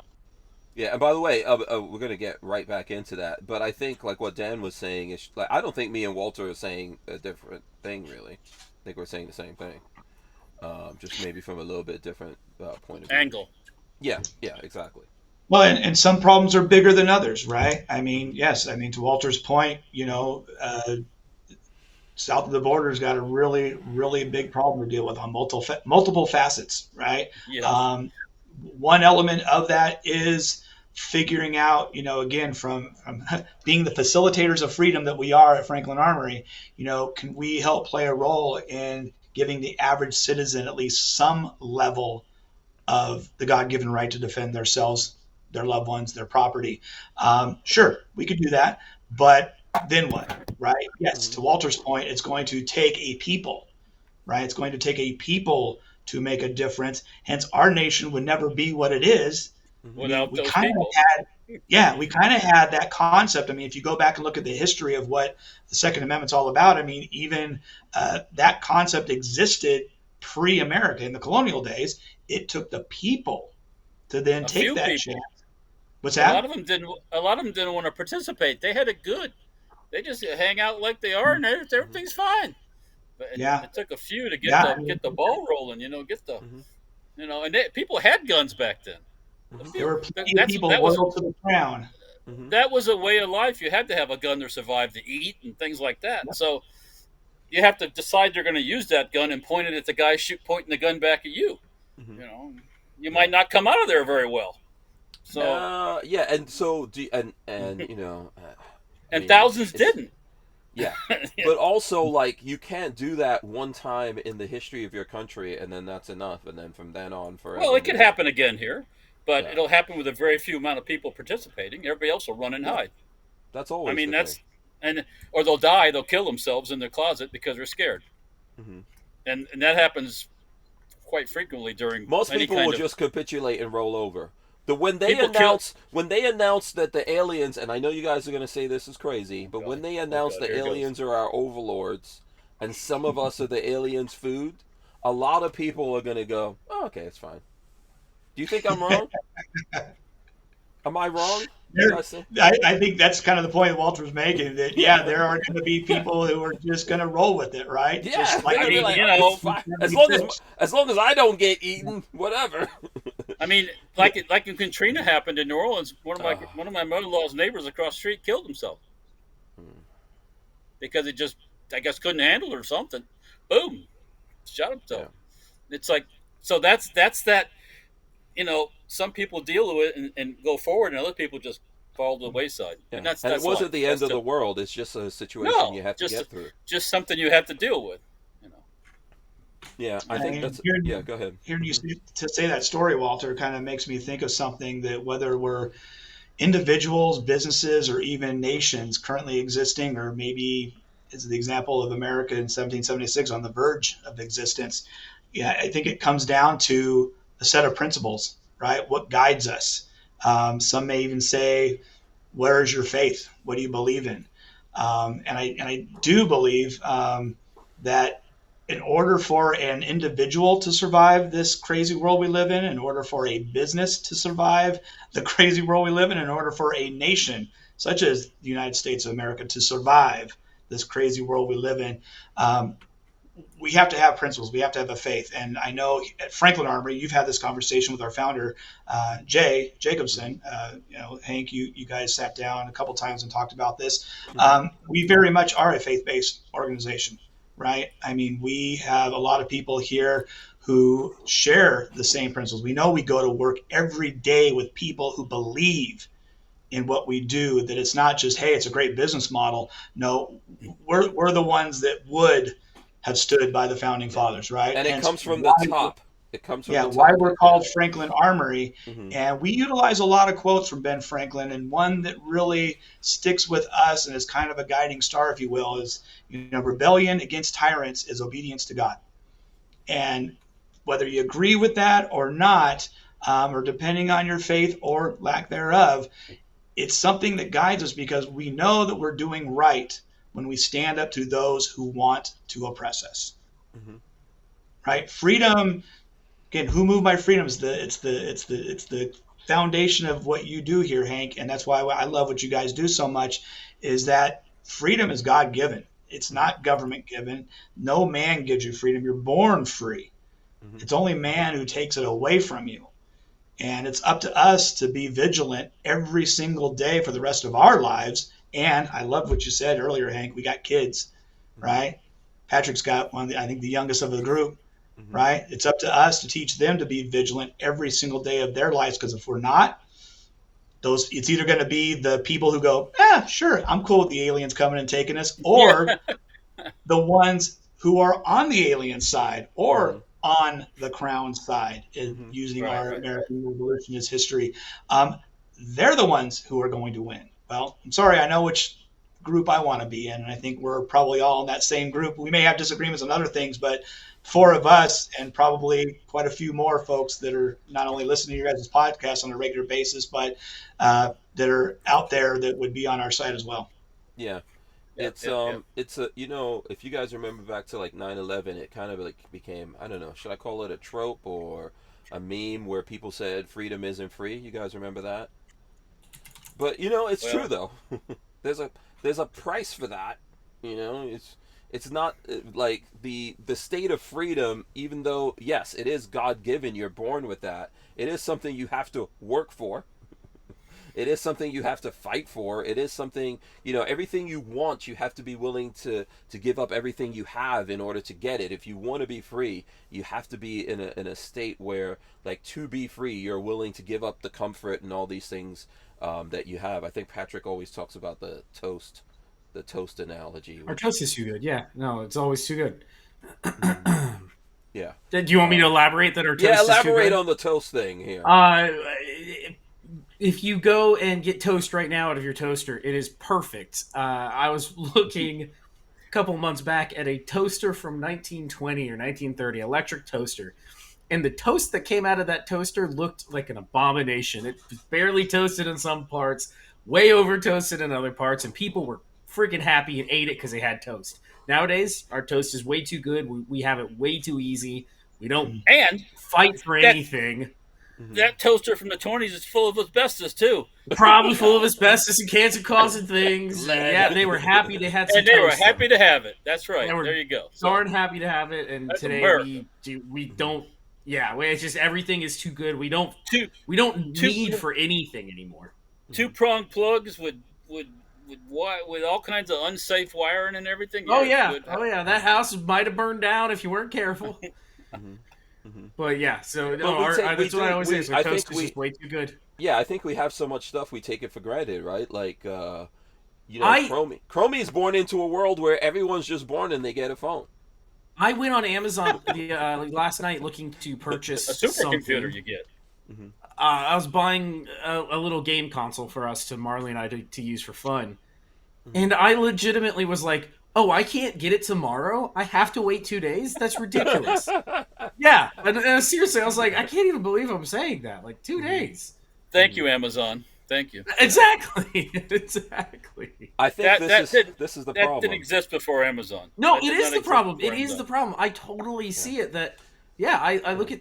What's funny is, oh god, I'm going to go off on a tangent, and it's going to be a conspiracy theory tangent.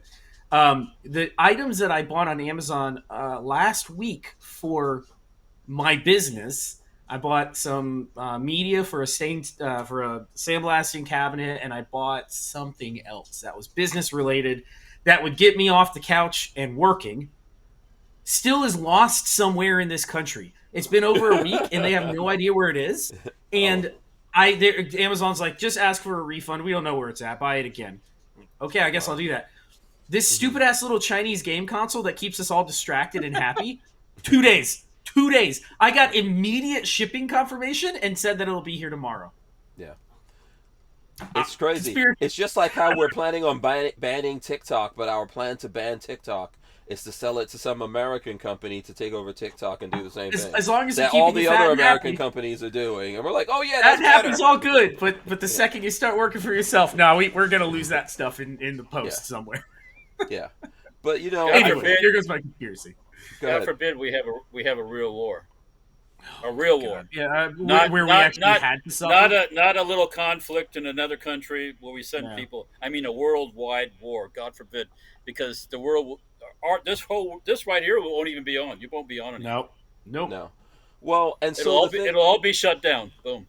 You know, the weird thing is like I grew up like I lived in Nigeria in the 80s. I grew up where for months there would be no electricity. So living here in Florida, if we go like a couple of days because a hurricane came through and there's no electricity, people will start killing themselves. People will kill themselves. Why? There'll be no electricity, no cigarettes, no liquor, no lottery tickets. They'll start killing themselves. People went nuts. Just over COVID, and now I got to deal with my wife or I got to deal with my husband.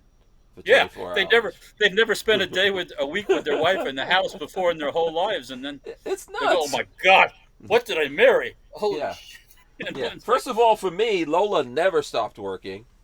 I work on mine every day. Yeah, I see mine. Lola's a pharmacist, so she was like in ground zero giving people.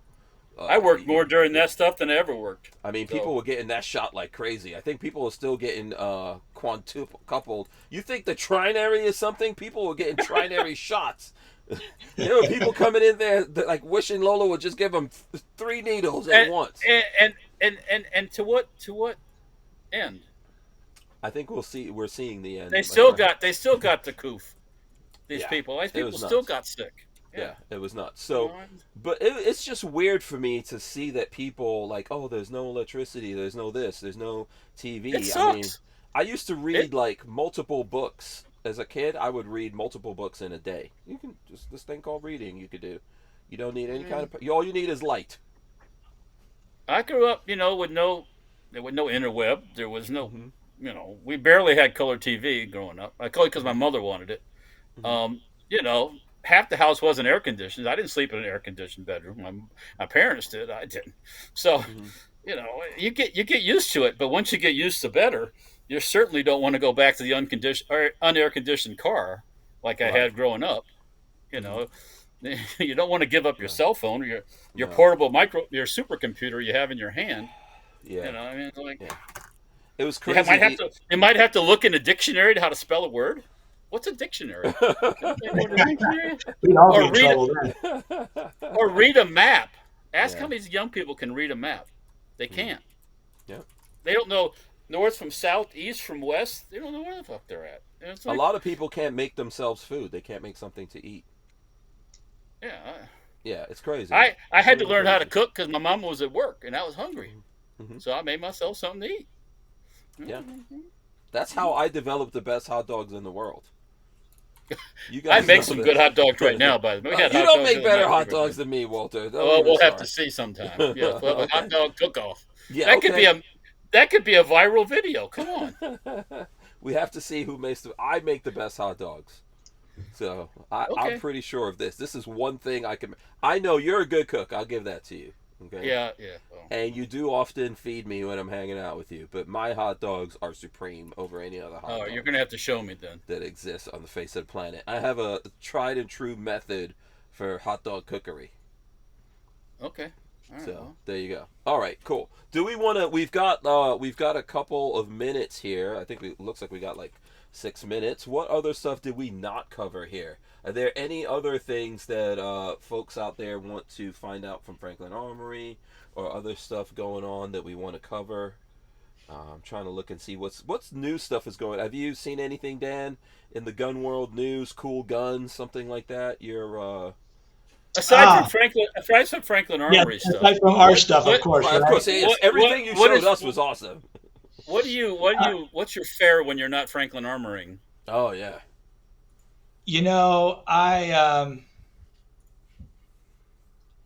Well, I mean, I have to say, I know it's one of our triggers and stuff, but you guys already said it. I can't wait to get out there. I'm Strybog's next on my purchase list, right? So I love the way that thing feels. Believe it or not, I mean, if anybody's never shot one, Grand Power, they import that from Slovakia, and they did some really good engineering on that gun. I mean, it's the action on that's really nice and smooth.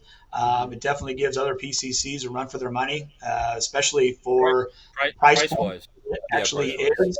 I mean, it is hard to beat it, and it's a great little shooter. You throw. I'm in love. I can't afford the really, really high end optics, but I tell you what, the Holosun aims.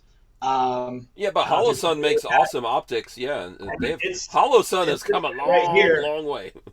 It's. Let me go full screen on this. There. Yeah. And I don't know if you guys can see it on there, but I mean, it's the green one, and so let's see, can I get that in there with the risk of flagging? I can move it around a little bit. I'll tell you right there. Oh, there it is. To the left. Oh, back the other way. Right there.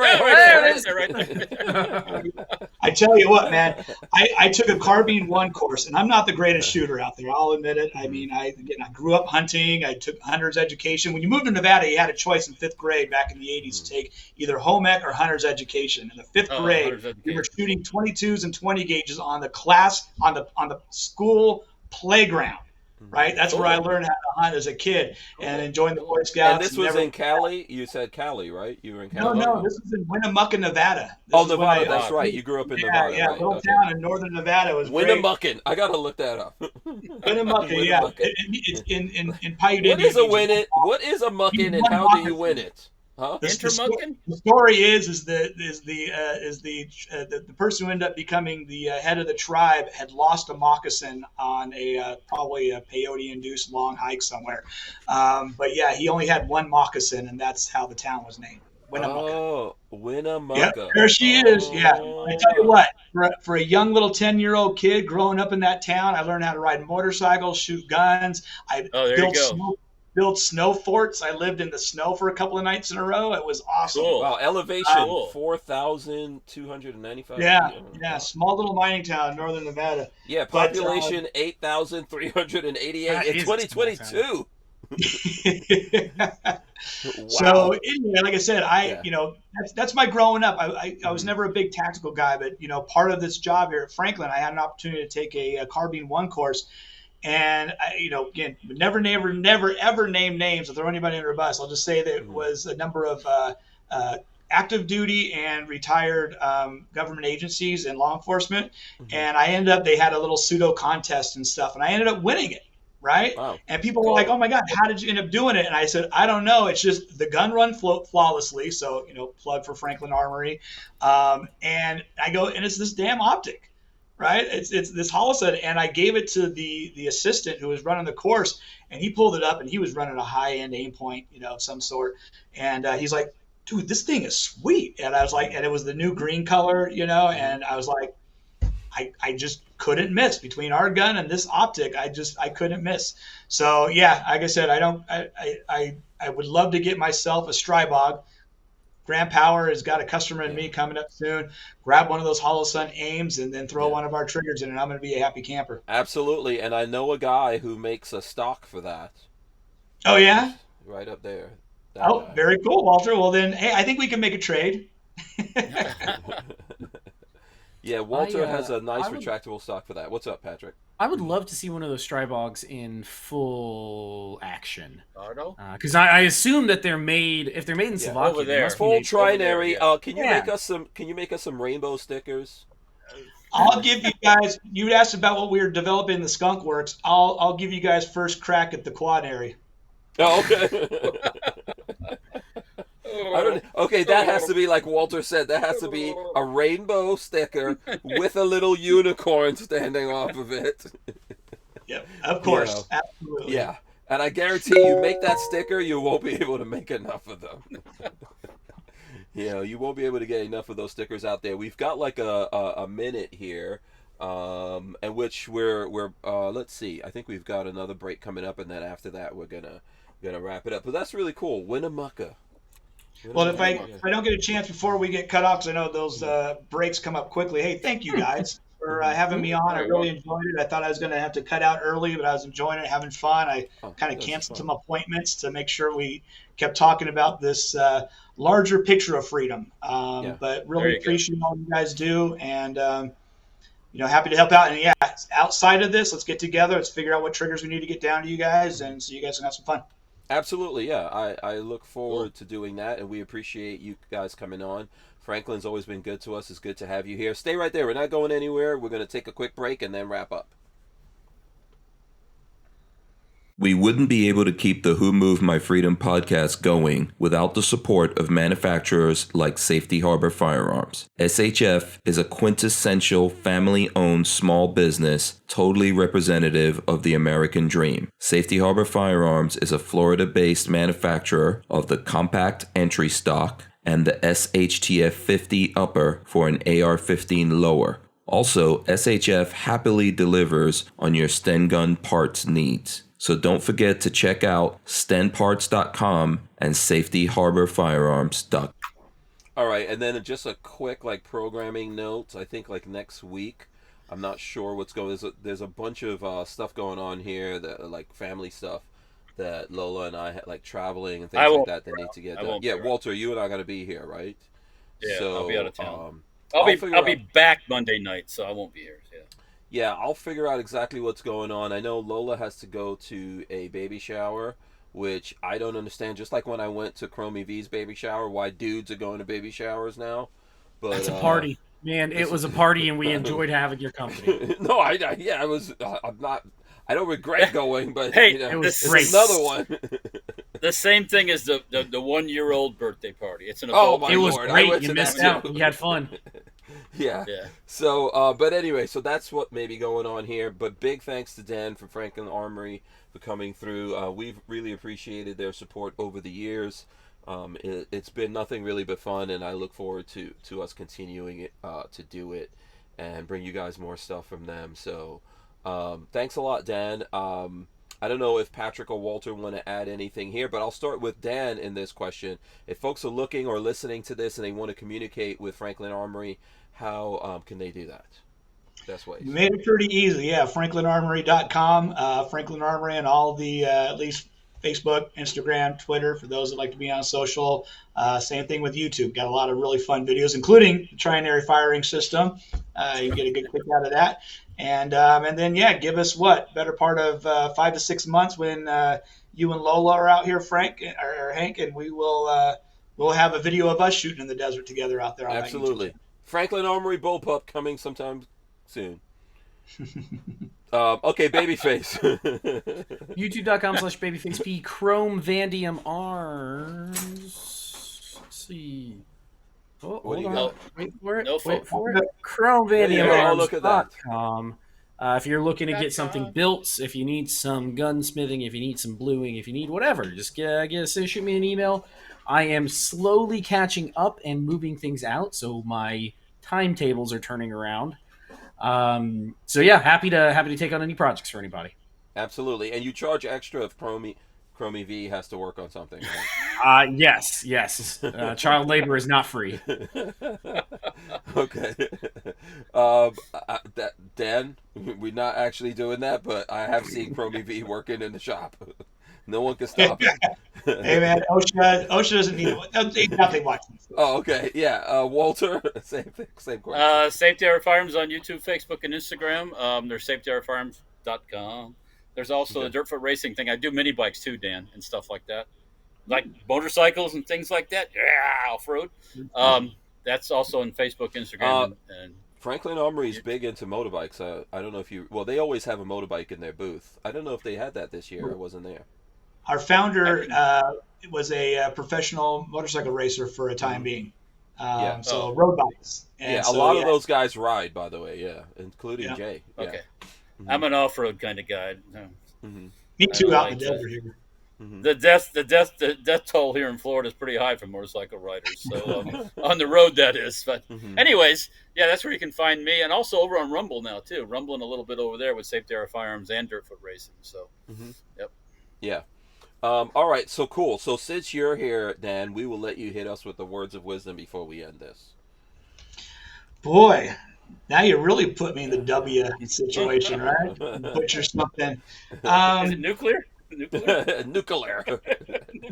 I would be, I guess the conversation towards the second half of today, and actually, I mean, don't get me wrong, I enjoyed talking about our products and everything else, but when we kind of went off on a little tangent about talking about the state of our world that we're in, if I can probably end with anything, it would be, for everybody out there listening, 4 of us, our families, find your faith, right? Stand by your principles, because that's what gets an individual. It's what gets a family. It's what gets a business. And I do believe it's what's going to get this country through some really tough times. It's our faith, and our faith in something that is bigger than us. So God bless you guys. God bless everybody listening to this. And let's keep up the fight. Amen. Amen. We can't say it any better than that. I'm going to hit the button. Stay right there, Dan. Let me hit these buttons. Well, good night to everyone. Thanks for joining us. We're out of here. We'll see you.